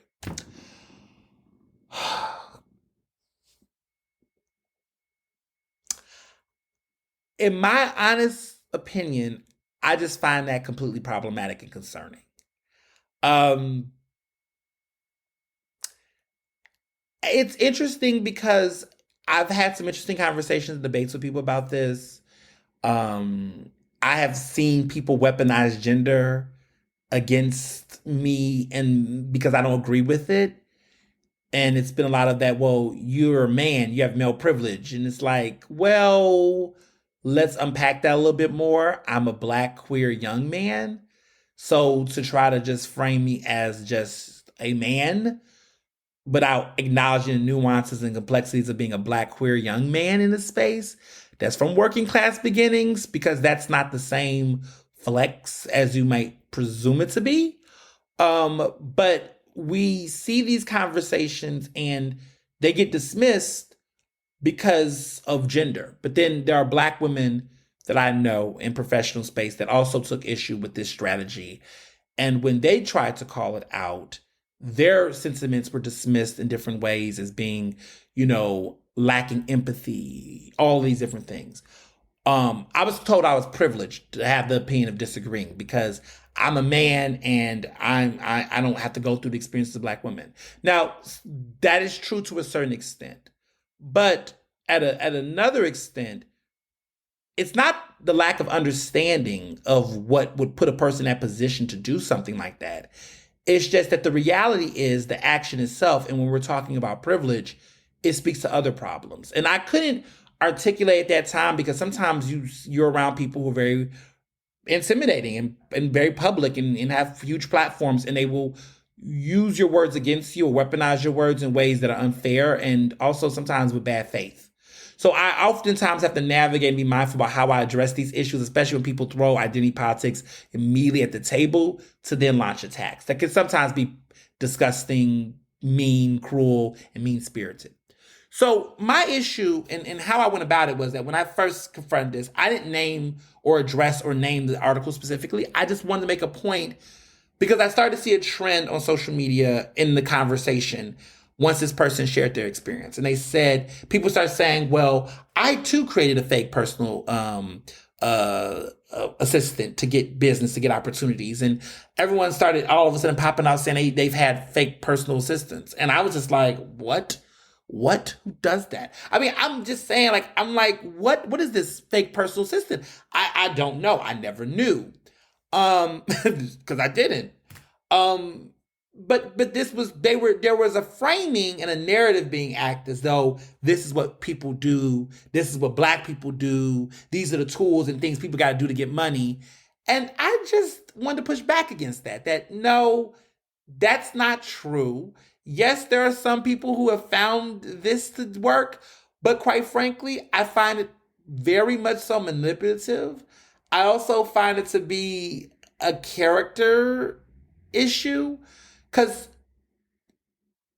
I just think it's disingenuous. I think that it's disingenuous. I think that it's manipulative. I think that it's very problematic for various reasons.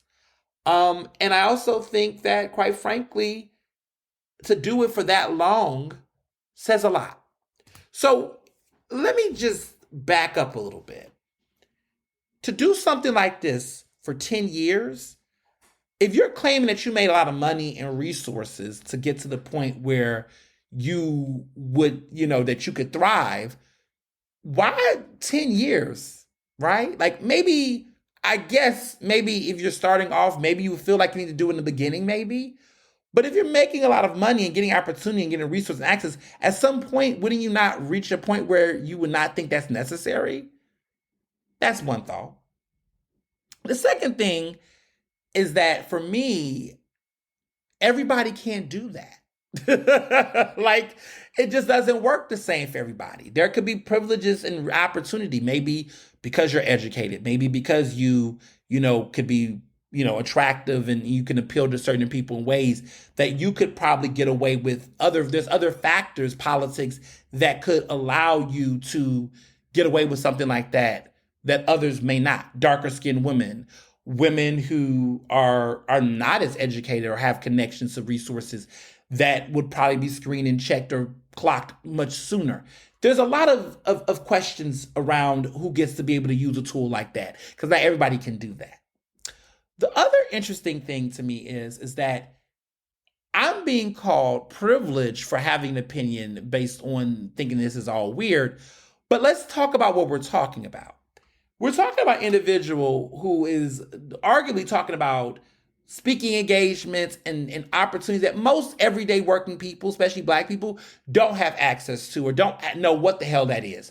What you mean get someone to negotiate, pay gigs and gigs like that? What do you mean? Like, that's a very privileged position to be in, where you can get to flex that you have a personal assistant, whether they're real or not. To even enter that space is a privileged space within itself. Like I'm blessed and fortunate in my work to be privileged at this point to have an agent, a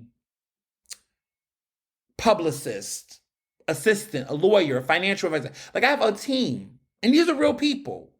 And I said this on Twitter and Facebook, and people got upset and was in their bag and ready to pounce on me and, whatever. And that was fine. But I simply said, hey, just want to put out there that everybody that represents me are real people. And some people said, oh, you're being catty, you're being petty, whatever.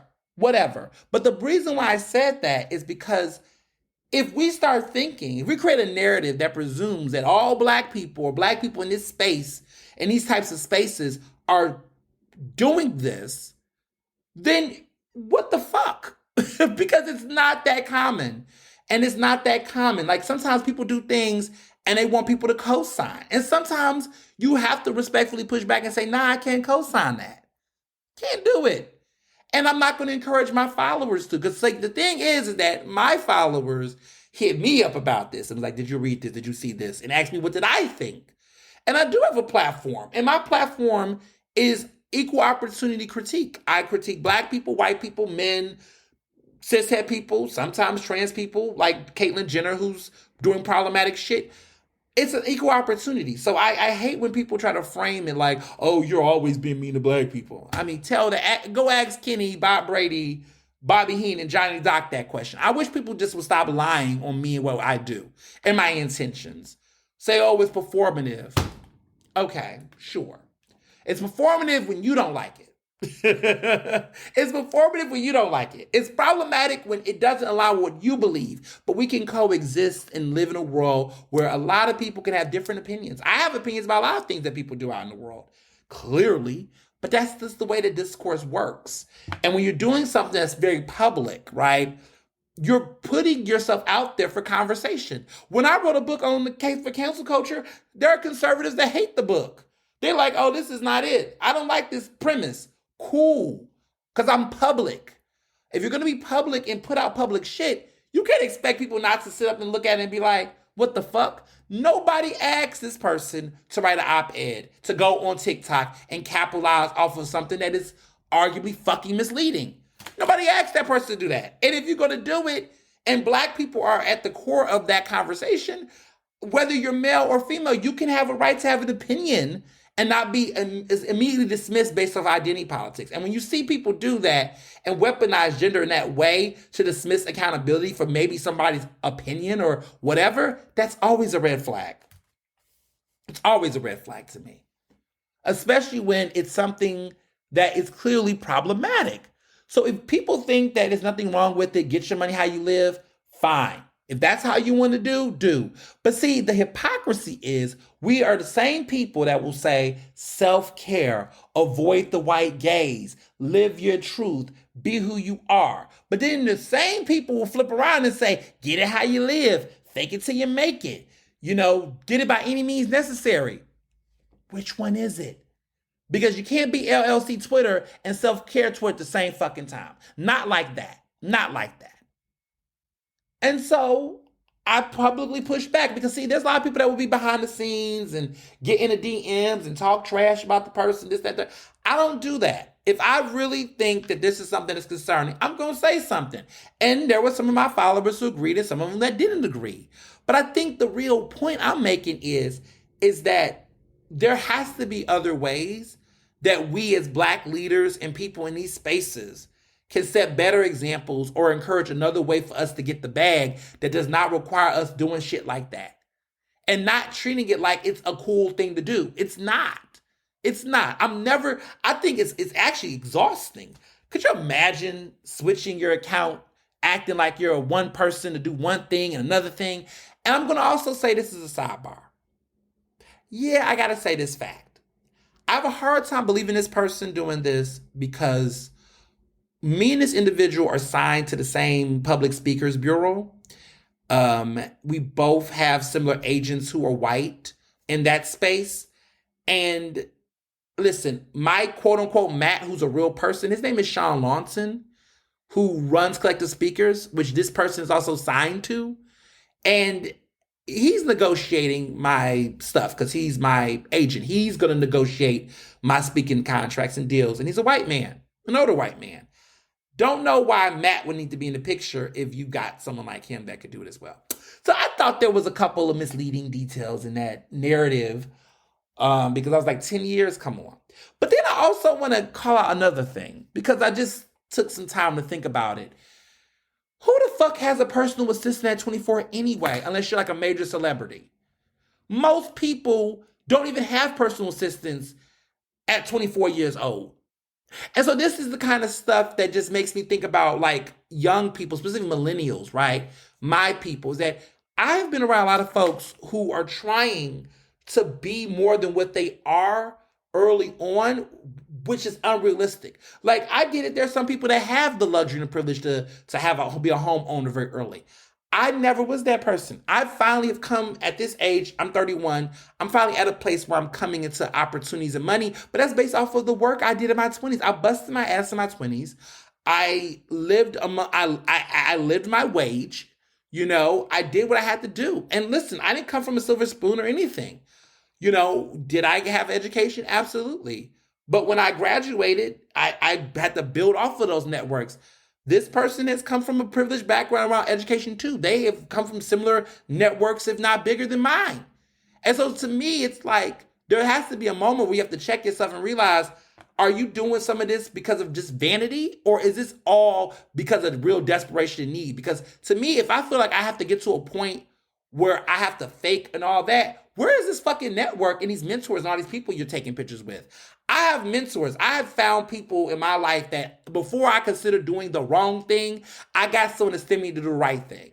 And this person is very well connected and they have people that they did not have to do that. So I question a lot of the ways that this was going on. But I think sometimes people do like to flex and they have to honestly be real about it. It happens to people where they want to be more than what they are. Listen, I have a personal assistant now that does work with me with PABJ. It's not a flex, it's a fucking fact. That person gets paid for their fucking work.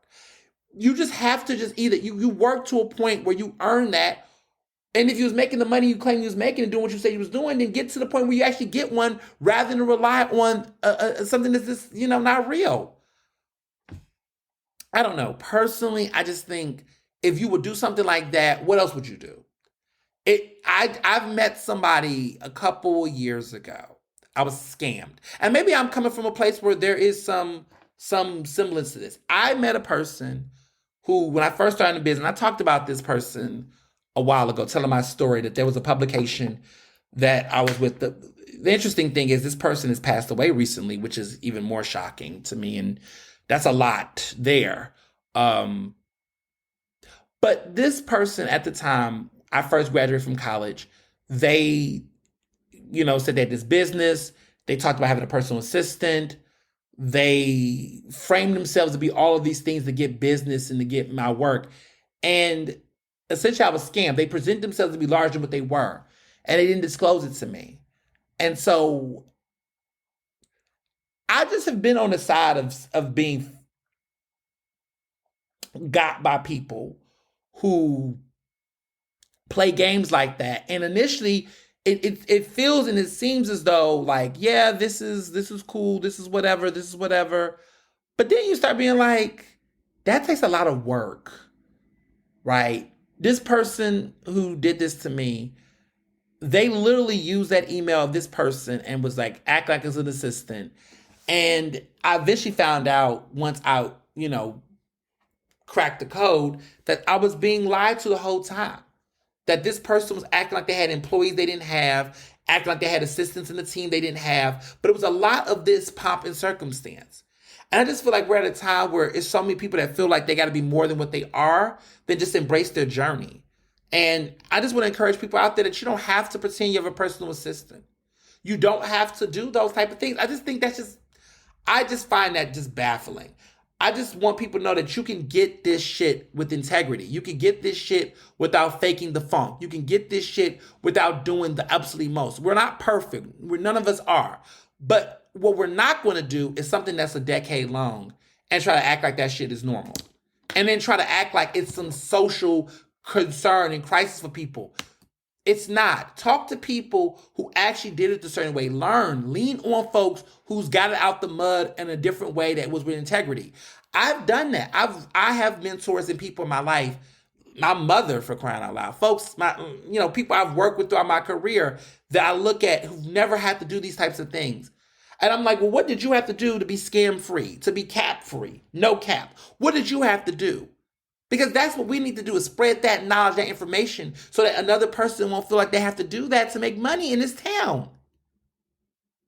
But capitalism is a fucking wicked ass fucking disease. It will have people out here doing shit and trying to act like it's revolutionary when it's actually fucked up. Because you got to wonder to yourself, who else was under that perception?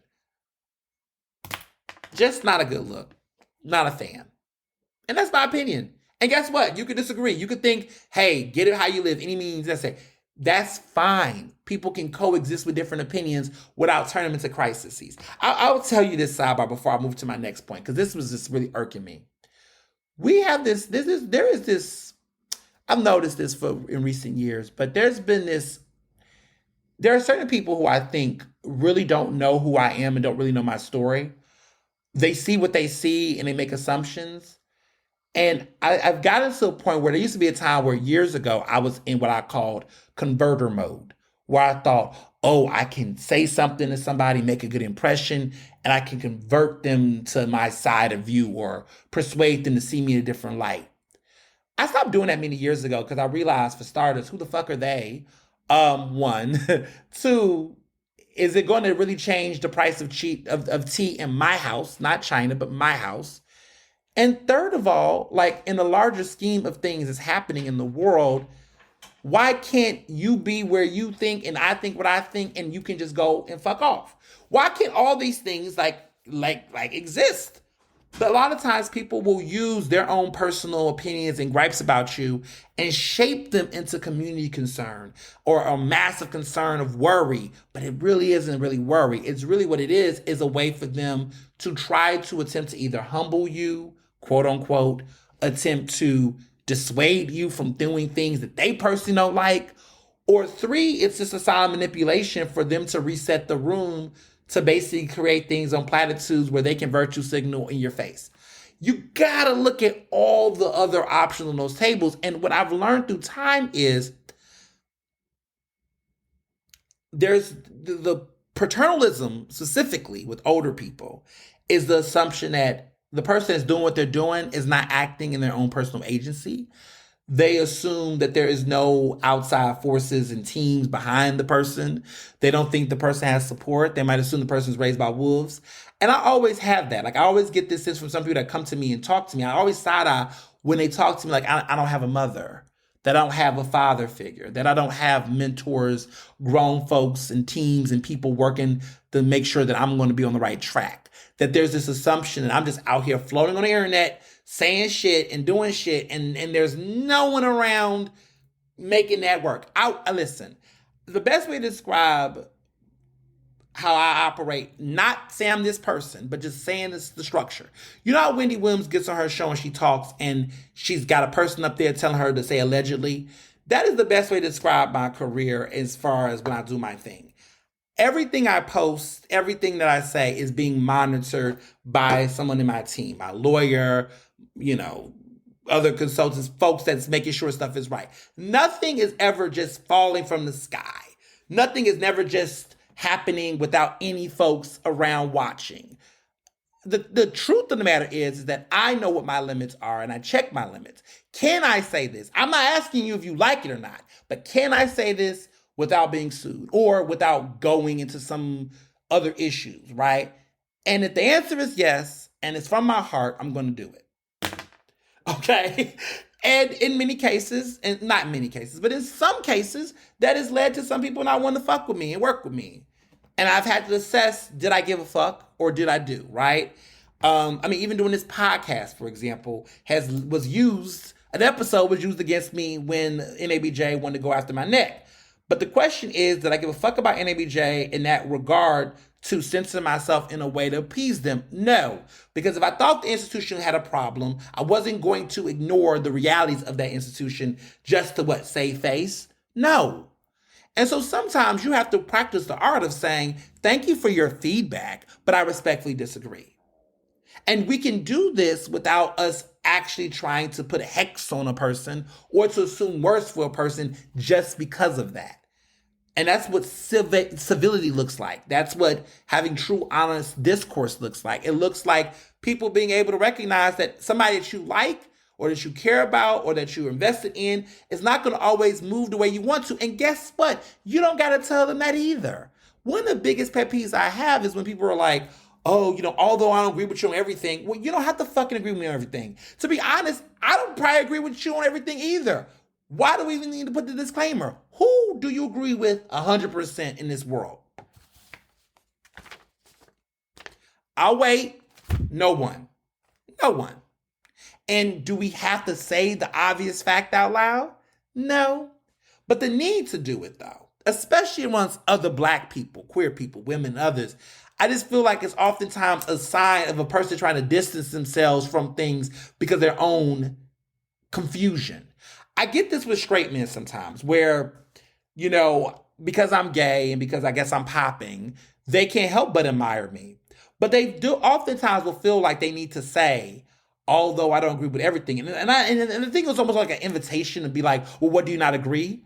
I think sometimes they think in their head that they think it's an invitation for me to ask, well, what do you not agree with? So they could try to debate or persuade me.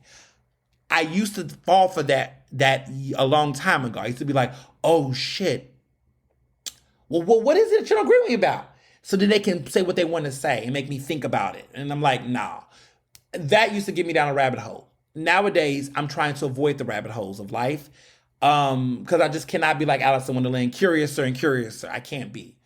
But what I do see now when people do that is I actually go a different way. I say, well, of course not. Of course you don't agree with everything I say. Of course not. You shouldn't.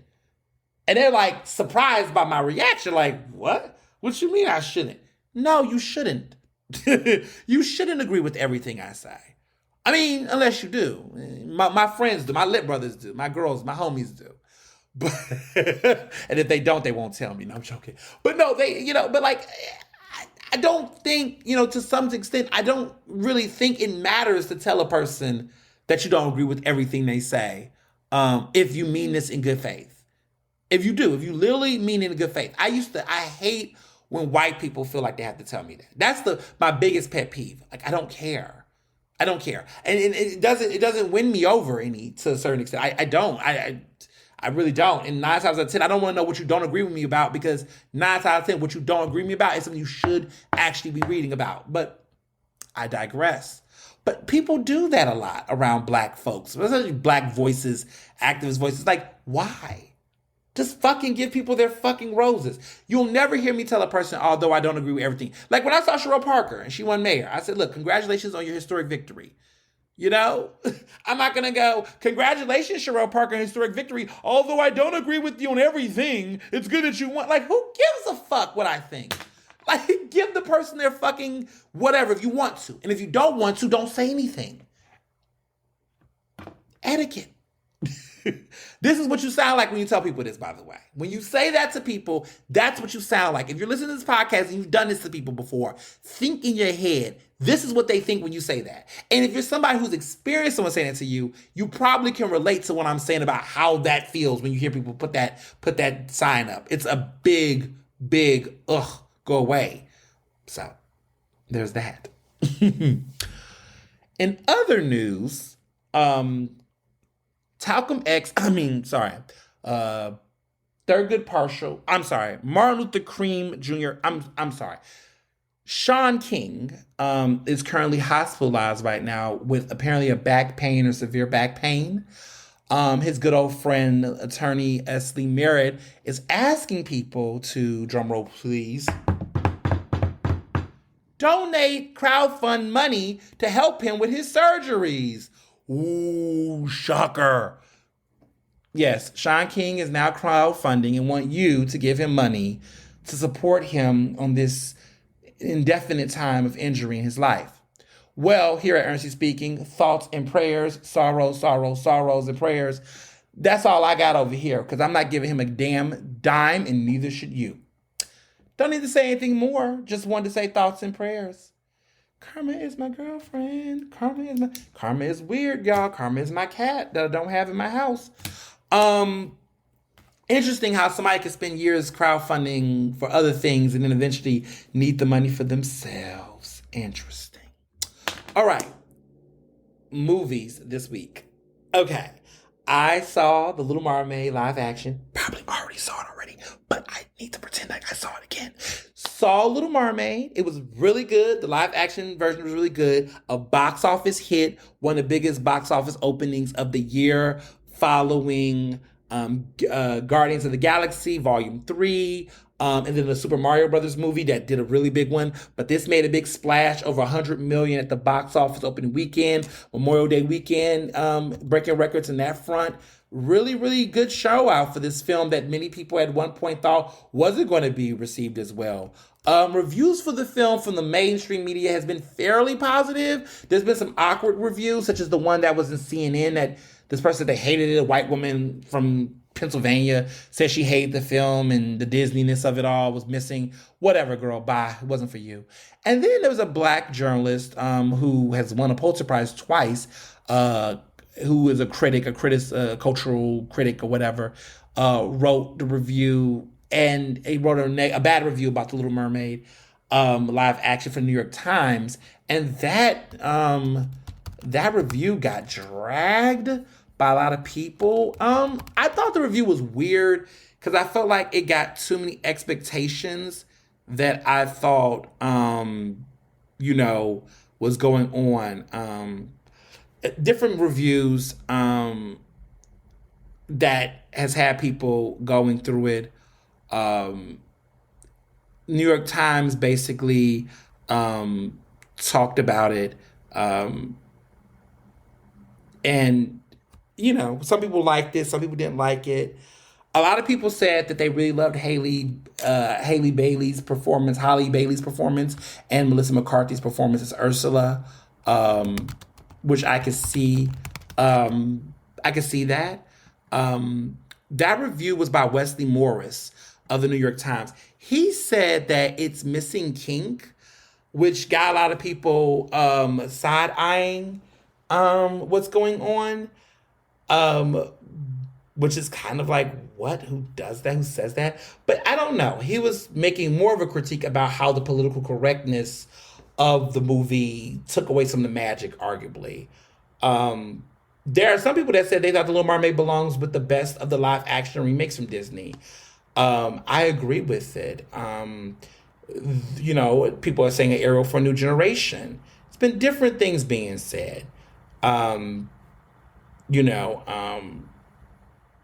But there's also a lot of people talking about just what's been going on with the audience scores with the film.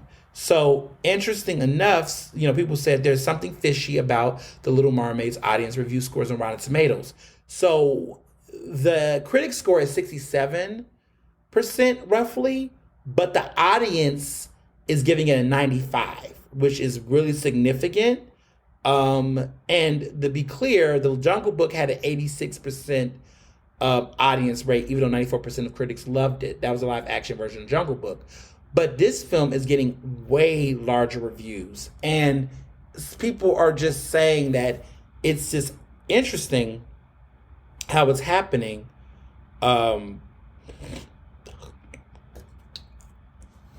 People are just really surprised that they're seeing this new sense of critics, professional critics not liking it, but a lot of other people loving it.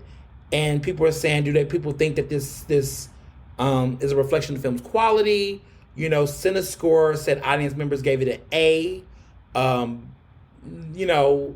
They're saying that they're going to moderate the user review seriously to prevent review bombing.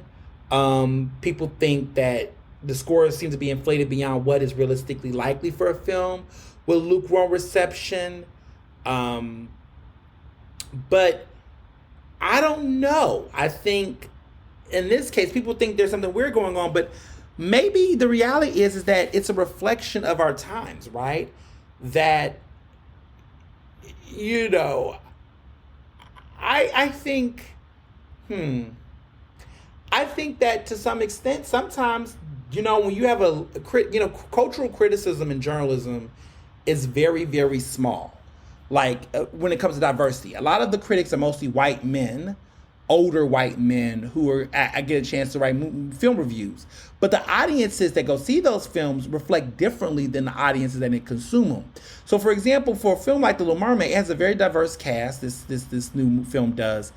Um, the film, is the audience is going to see the film is largely women. It's definitely more diverse, but the critics that's reviewing the film does not reflect that audience.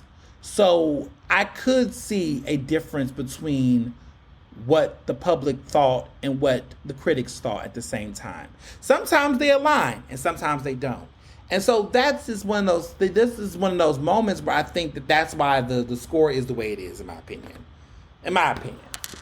Now, how I personally felt about the film, I thought it was great. I enjoyed it. I appreciate it for what it was. This weekend, Mr. Johnson and I saw the animated version, of course, the live action version. The live action version is much longer. It's 2 hours and 15 minutes. The original film was like around 80 minutes, like 80 something minutes. So there is more to chew on in the film. I don't want to tell too much of the film, but what I will say is that Prince Eric has a larger storyline, which I appreciated because in the film, the animated film, he's just cute looking for the girl. In this film, he has his own nuanced experiences and stories that actually makes his relationship between him and Ariel more exciting and interesting. There are new songs in the film, a couple of new songs, not too many. There is a song that is taken out that's making me salty, but not too salty because I understood they had to go a different direction. But there is a song in the film that's missing, but they've added 2 new songs. One of the songs was pretty cool. The other song was like, I guess. I'm trying to think. It does take a little, it does, like, I will say, adjusting to the visual effects. It took me, I think, once we get to when she sings Part of Your World, which is definitely a showstopper in the film. When we get to that point, it begins to work. In the beginning, it takes a lot to adjust to the CGI, but once we get to Part of Your World, which is like the first 15 minutes of the film, it begins to work. You begin to be like, okay, I can adjust to this. Because mentally, it was visually, it was, when I first saw it, it was like, whoa, what's going on? I'm trying to get familiar with the hair and the water, but it gets really good. You get used to it soon. I'll say that. Melissa McCarthy as Ursula was genius. She nails it. She kills it. She gets the assignment. Holly Bailey as Ariel was great, perfect, spot on. I mean, she really does deliver. This is her film, and she really brings it. And she really, I think, take in the essence of what this is. There are some great cameos. If you can pick up the cameos, there are some great cameos in the film. I think the storyline was better. I mean, it's more modern and hip. People want to say, oh, Disney gets woke, yada, yada, yada. But I didn't have a problem with that. I actually appreciated the evolution of it. And I actually think that what I want people to understand about the live action films is that they should not be exact like reincarnations of the original film. It should try to be more creative and thoughtful and be imaginative. And this film has been out for 34 years. And the original version came out in 1989. That was 2 years before I was born in 91.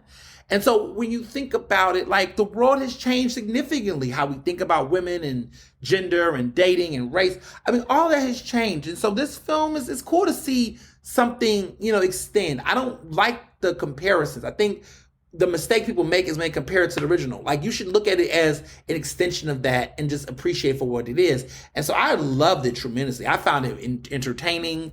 I thought it was funny. I thought it was very, very it's sentimental. There were some really great moments where you're just like, oh, it just warms you.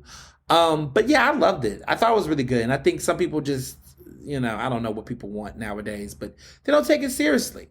Now, personally, I have my own ranking of films. There's been rankings about the live action Disney films that's come out.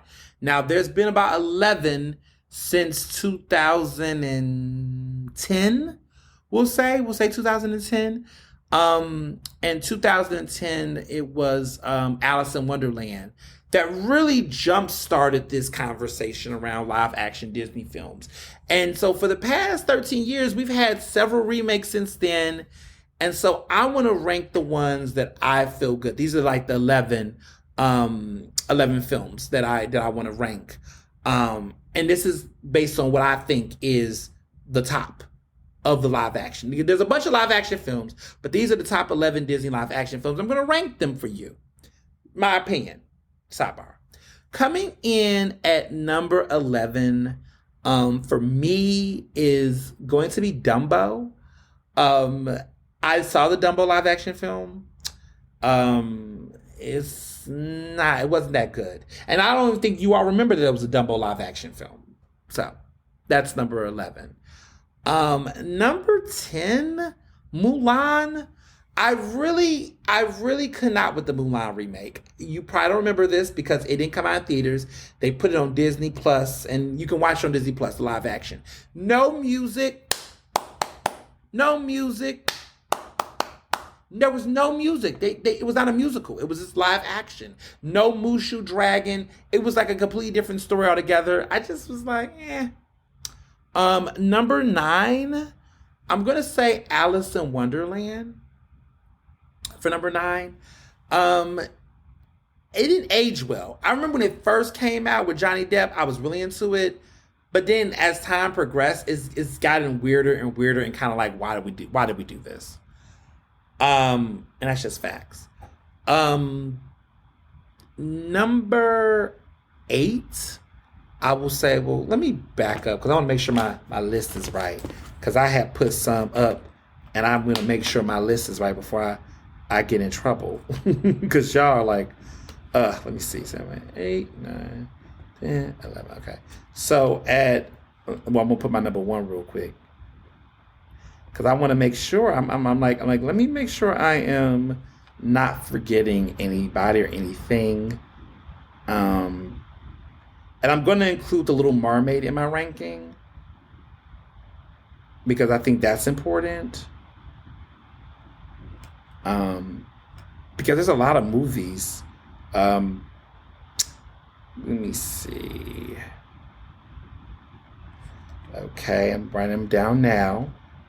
Just want to make sure my rankings are right. Oh, y'all gonna be mad at me with some of these. But, I mean, I have to keep it 100. What else can I do?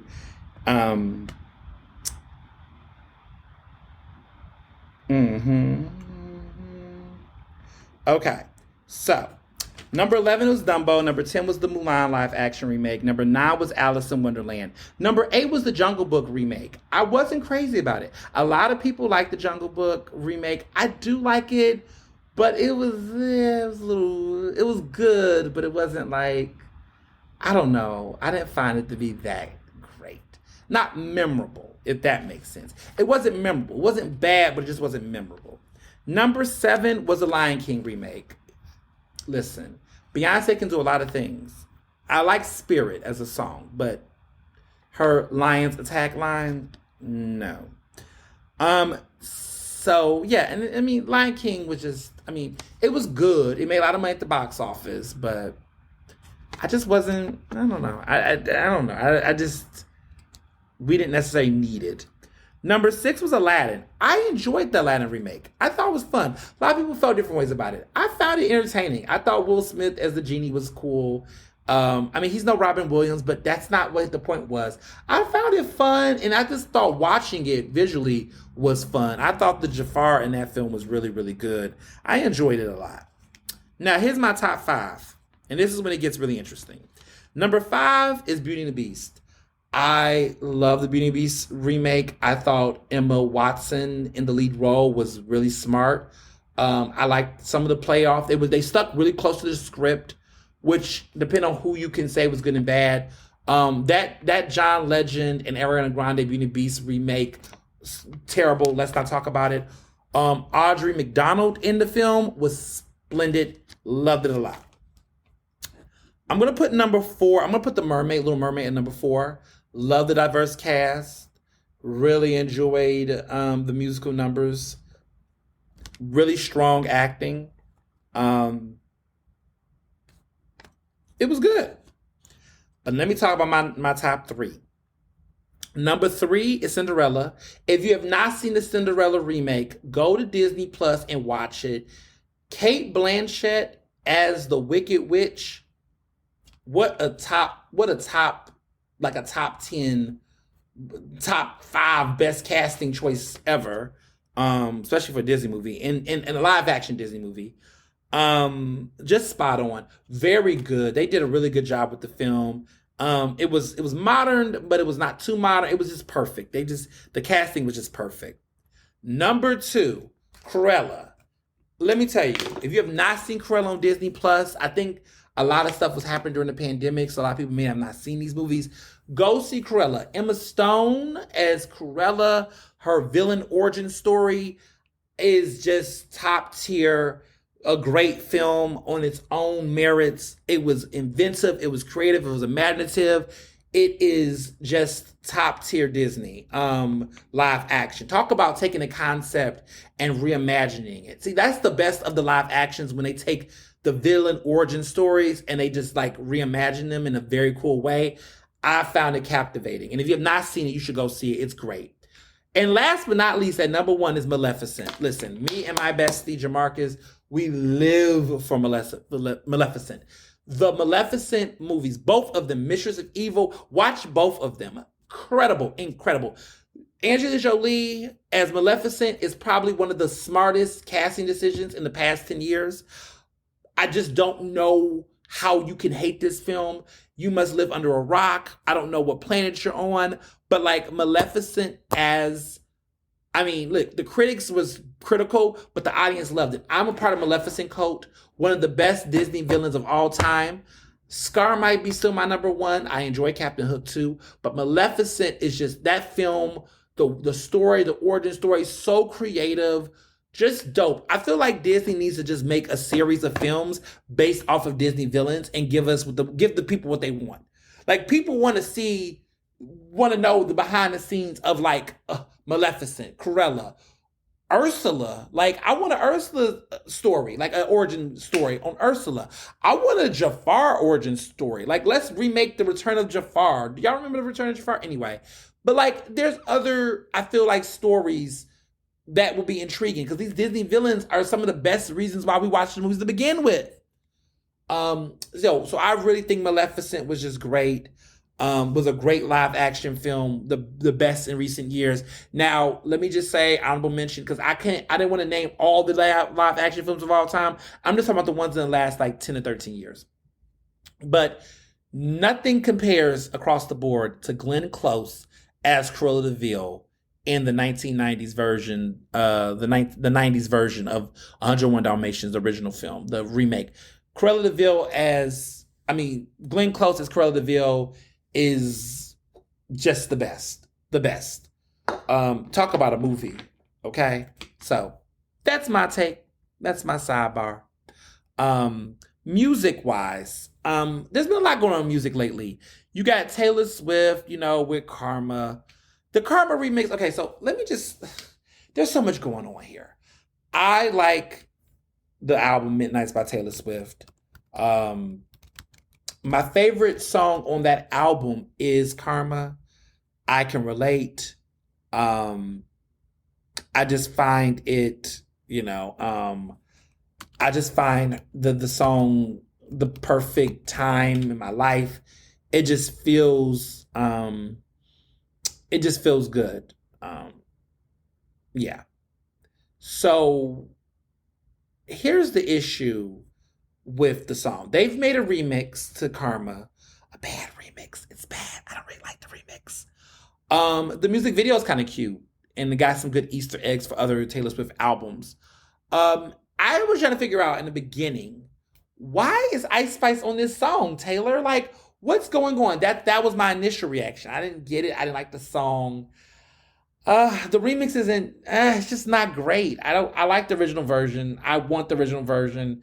I hope the song goes number one. Ice Spice is hot, but like this was not needed. One of my biggest pet peeves of my faves, specifically Taylor Swift, is that sometimes when she's really competitive and she's really thirsty to be, to be in the moment, she will do whatever she'll just make these impulsive decisions that just does not make sense. She doesn't have to do, because I feel like she exudes a natural level of cool in her music, her style, that I hate when she's forcing it. And when she forces it, that's when it just goes south. It doesn't do what she thinks it's going to do, because she just won't rest on her laurels and trust her own instinct initially. The remix did not need to happen to Karma. Karma should just came out as a single, and she should just ran as a single, and she should have that great video, and she should just kept it moving. To put Ice Spice in it was just like, why? I was trying to figure out why, and then I found out why. So she's allegedly dating Matty Hilly, who is this white man who has a history of problematic, fucked up, racist ass comments he's made. He is a Brooklyn podcaster. And now she is, talking to him. He has a lot of weird, he made a racist joke. He laughed at a racist joke that one of the Coles made. So there was a show, there's a show called The Adam Freeland Show, and it was previously called Cumtown, C-U-M Town.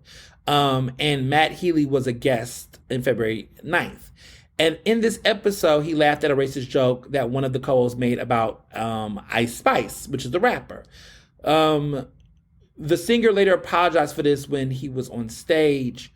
But the issue is that when news broke of the relationship with Taylor Swift, a lot of people really came out at him, and just all kind of other issues he's done in the past. But he's just messed up for so many, problems. He's just got a history. I mean, there's a laundry list of people that, of him being problematic. I mean, the fans really don't like his behavior. I mean, there's just so much stuff about him that people have, said he's made jokes. He's, all kind of stuff he's done. But they're problematic and racist and other in sexist and other issues he's been accused of. So there's been a lot of problems that he's encountered that I think has created this issue for him. And look, people got to know what's going on out here in these streets, and people got to see it for themselves. For better or for worse, what the tea is. You know what I'm saying?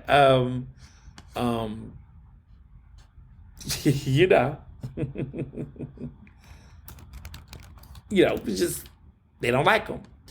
So, this being said, I think Taylor was intentional in her thoughts of, I want to, find a way to address this without addressing it.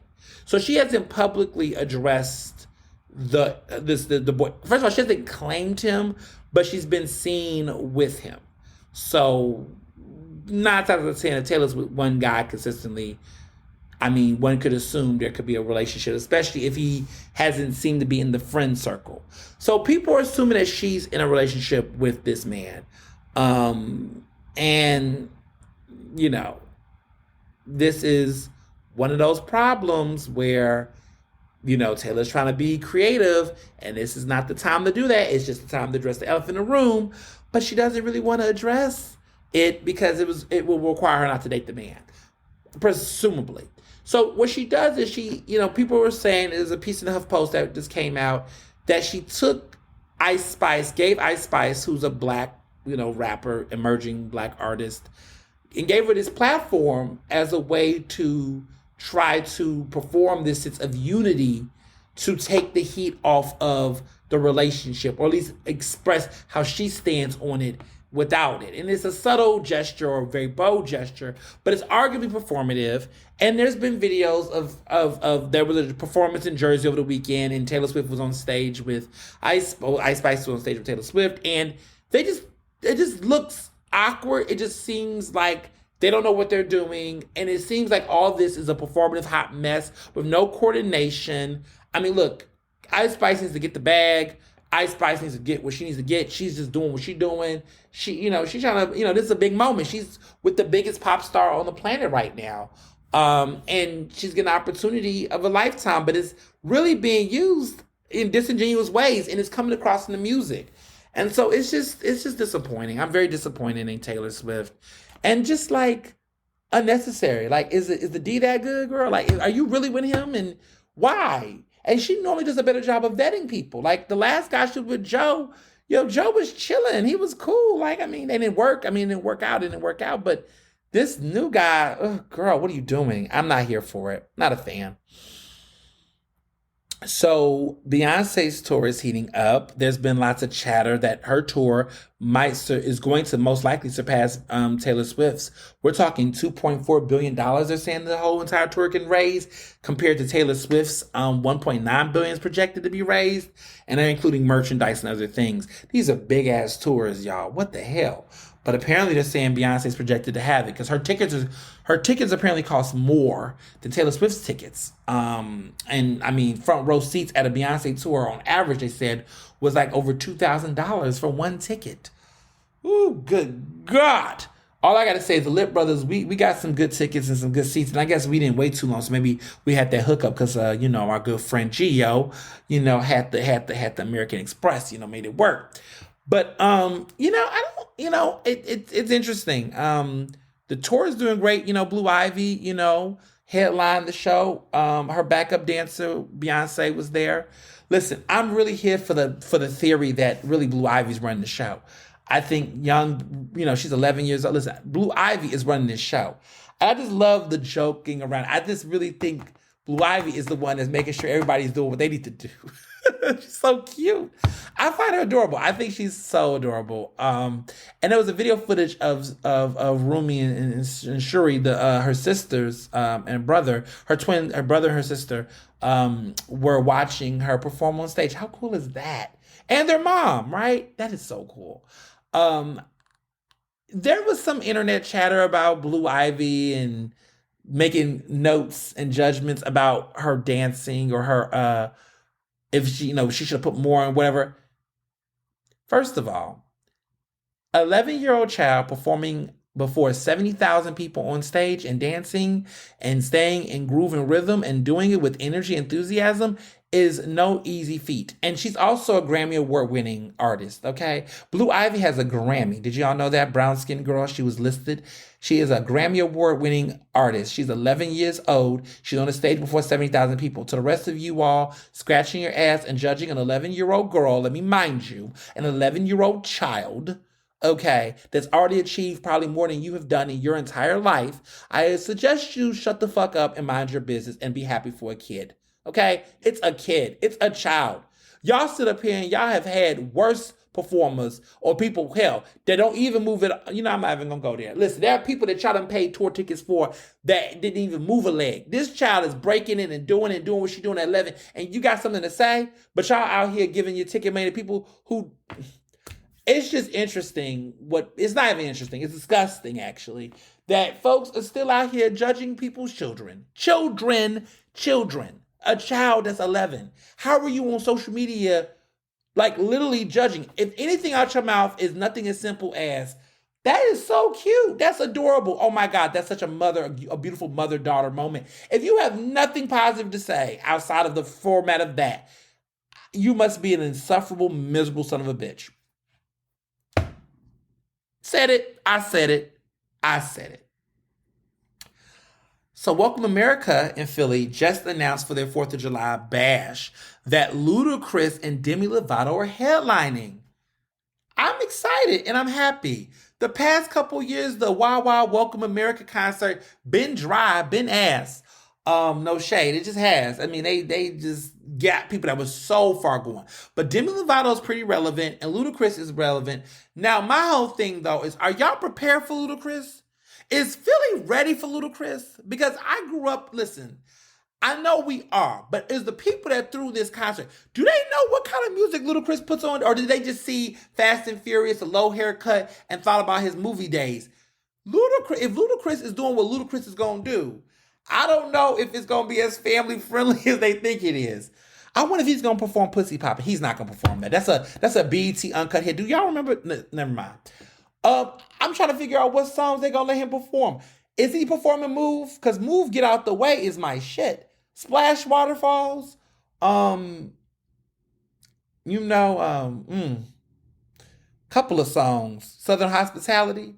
What kind of songs is he gonna sing? Moneymaker? Hmm. Ludacris got a lot of songs. I'm looking back at him. Stand Up. Just like when I move, you move. Just like he got. Oh my goodness, he got a lot of hits. Ludacris got a lot of hits. That's when rappers like him and Nelly back then, they just said, look, I'm just here to make music. I'm not really trying to beef and fight. I just want to make hits that people are going to dance to in the club. And nobody ever treated them like they were weak or anything. What's up with this new generation of music artists? They just feel like everything's got to be one way or the other, whatever. But I'm excited about him. I'm super excited about him.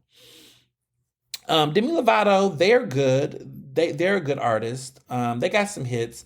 That's gonna bring out the white kids and the Disney kids. Cause I was trying to figure out, Ludacris is definitely bringing out the black and brown folks and the grown folks for sure. Cause that's our artist. The kids don't know nothing about no Ludacris. Demi Lovato's for the kids. So I wonder if they're gonna start off with Demi Lovato and they're gonna perform first, and then Ludacris is gonna end the night because the kids got to go to bed and they got to get out the way. So like the kids can enjoy Demi Lovato, but the grown folks is going to enjoy Ludacris because that's going to be a different type of energy and sound, and we all love us some Luda. Now, Roots Picnic. Listen, I am hearing things every single day. Next weekend is a Roots Picnic. As you all know, I'm not going.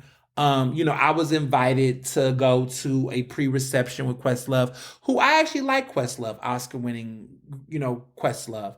But, this is for the Roots Picnic, and it's like a pre-reception, and they're inviting people to go, and I got invited, and one of my friends did and stuff. But, I'm not going. My mindset is, if I'm not going to the event, I'm not going to the pre-party. Anything connected to the brand, I don't want no parts of. Because I'm taking a very visible stance. Pride Month is days away from us. And what I'm tired of is seeing people consistently, play this game of, we gotta do this, we gotta do this, we gotta do that, we gotta do this, we gotta do that. And it's a lot of times where we see ourselves in these situations where they put people into these situations, into these realms, and judges based off of them, and all of this type of stuff. And I'm just at a point in my career where I'm not going to just accept anything just because. But some of my friends were given invitations. I have some influencer friends, you already know who I'm talking about, some of them, that were given, free VIP passes, even to the point where they was trying to pay them to produce content. So I've heard. That's crazy. And so even more so, initially Diddy was one of the headliners alongside Charlamagne the God, not Charlamagne the God. He's going to be there, but he's not a headliner. Dave Chappelle. Diddy's no longer going to be there now, and they're replacing Diddy with Usher. Woo, talk about temptation. Y'all gonna put Usher. I hear the old heads do not like this, but the young people are like, oh my God, Usher. Because a lot of us can't get to Vegas in time to see Usher perform. So we're all like, Usher, Usher, Usher. We're all hype about Usher performing. People are, they think this is going to help drive the ticket sales. It's just interesting. I just feel like there's something about this is going to go haywire. I don't know. it's something off. But y'all remember I talked about this for several weeks and several months leading up to this. I've already told y'all how I feel about this. There's some people I see that's going and being complicit and gonna go and this, that, and third. Okay, okay, pride people. But if Dave Chappelle gets his ass up there and show his ass and make his jokes and makes his humor, and that becomes a story, remember this conversation. Remember what was gonna happen. Y'all gonna listen to people. And also the DJ Academics, the Talib Kweli's, the Charlemagne, the guys, like they gave the whole trash trio a whole platform. Yeah, y'all complicit. Y'all complicit. Y'all okay with it. Y'all don't care because y'all don't care until it happens to you, as it says, that song, until it happens to you. So that's that. A legend died last week, Tina Turner, who, I was shook. I didn't expect that. I mean, who expects death? But there's some people who've lived and you will hear things and there'll be a sign. But, Tina left us just like that. You all know how much I love Tina Turner, how much I've been a fan of her, especially recently. I went to see her musical like twice in the past year, and fell in love with the music all over again. I've been listening to the music, and Private Dancer as an album, man, it's just important. It's so important to music and pivotal to music. But I really, really, yeah, I mean, she left an indelible mark on the culture, and I mean, no one, I mean, she lived her life to the fullest. She did everything she set out to do. I mean, she wrote a book, she had the musical, she had the documentary that's on HBO. I'm sorry, Max. It's on Max. You could watch the Tina documentary on Max. There's a book. There's the musical that's still doing a national tour. She's just larger than life. And I hope that more people will talk about her transformation. She had one of the biggest transformations in music history. There's not that many artists who can say they transformed the way that she did. She had an ultimate trans. She was known as the duo Ike and Tina with her ex-husband to then becoming, Tina Turner.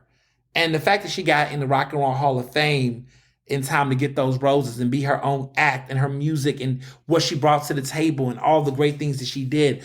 I mean, she's just an important person in the arts, in the music, and just the industry. And there's so many people who owe their careers to what she did in her career. We see that in Beyonce, we see that in Janet, we see that in elements of Rihanna, right? Like people forget that Tina Turner was a pop star.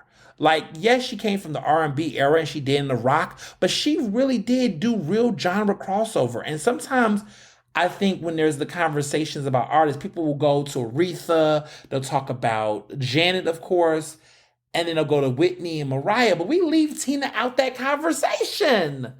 And we forget that Tina was out there in the 60s and she was out there when the James Browns were there. She was out there with the Mick Jaggers. She was there before a lot of the faves that we talk about was there. She was up there before Madonna. She was there before Madonna and Michael Jackson. She was around James Brown era. She is one of the architects. She's really considered the queen of rock and roll. Y'all sleep on Janet. On Tina. Don't sleep on Tina.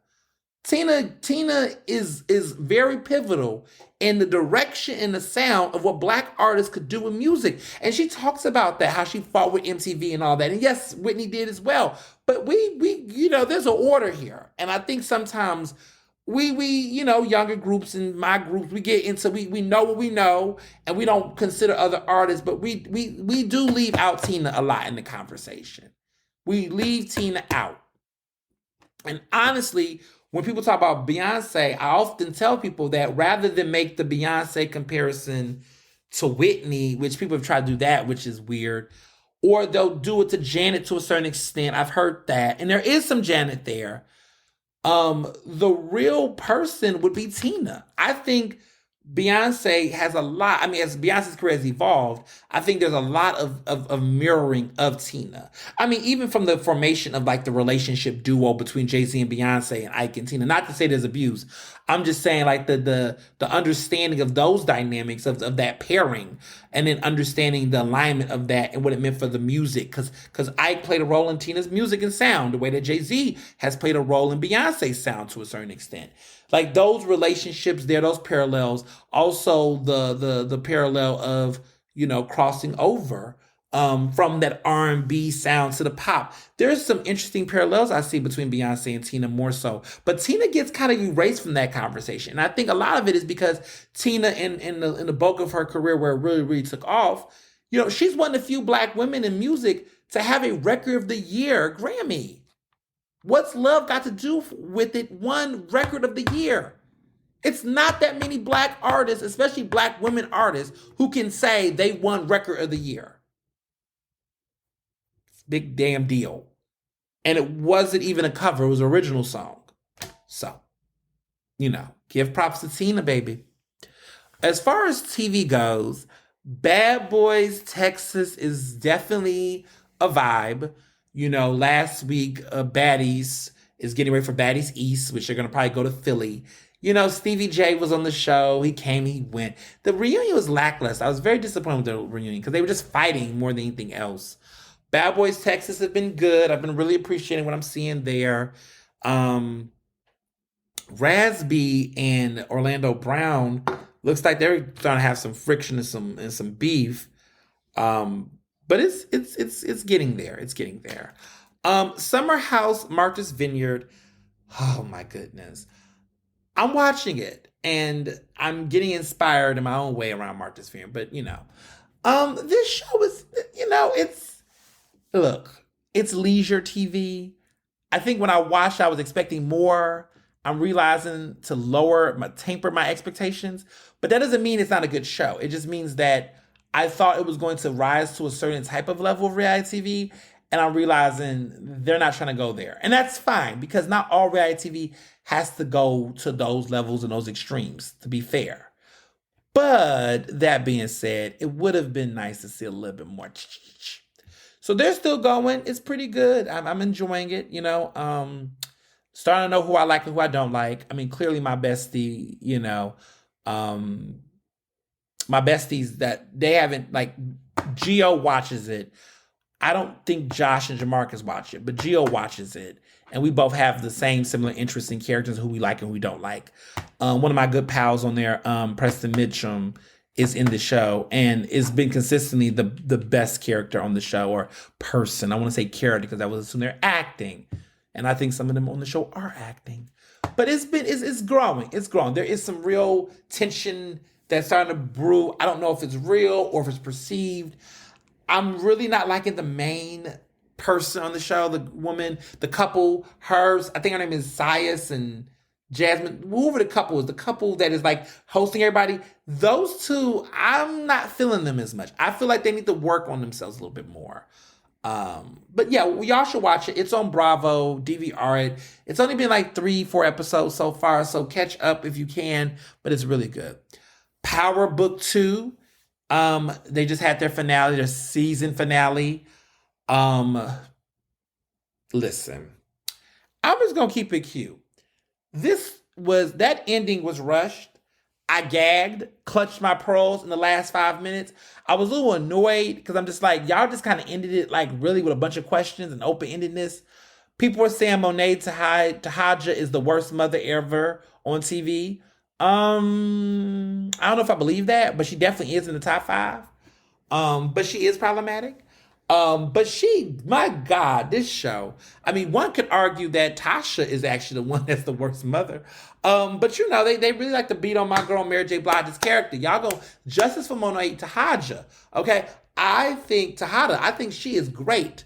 Okay, Monet Tejada is nothing to play with, and Mary J. Blige is killing the role.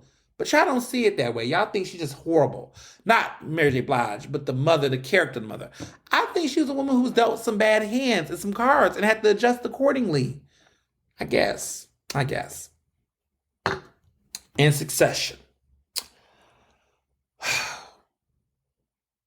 I'm gonna let y'all have a week to watch the session, and then I'll talk about it because it's too early for some. Some of y'all may have not watched it.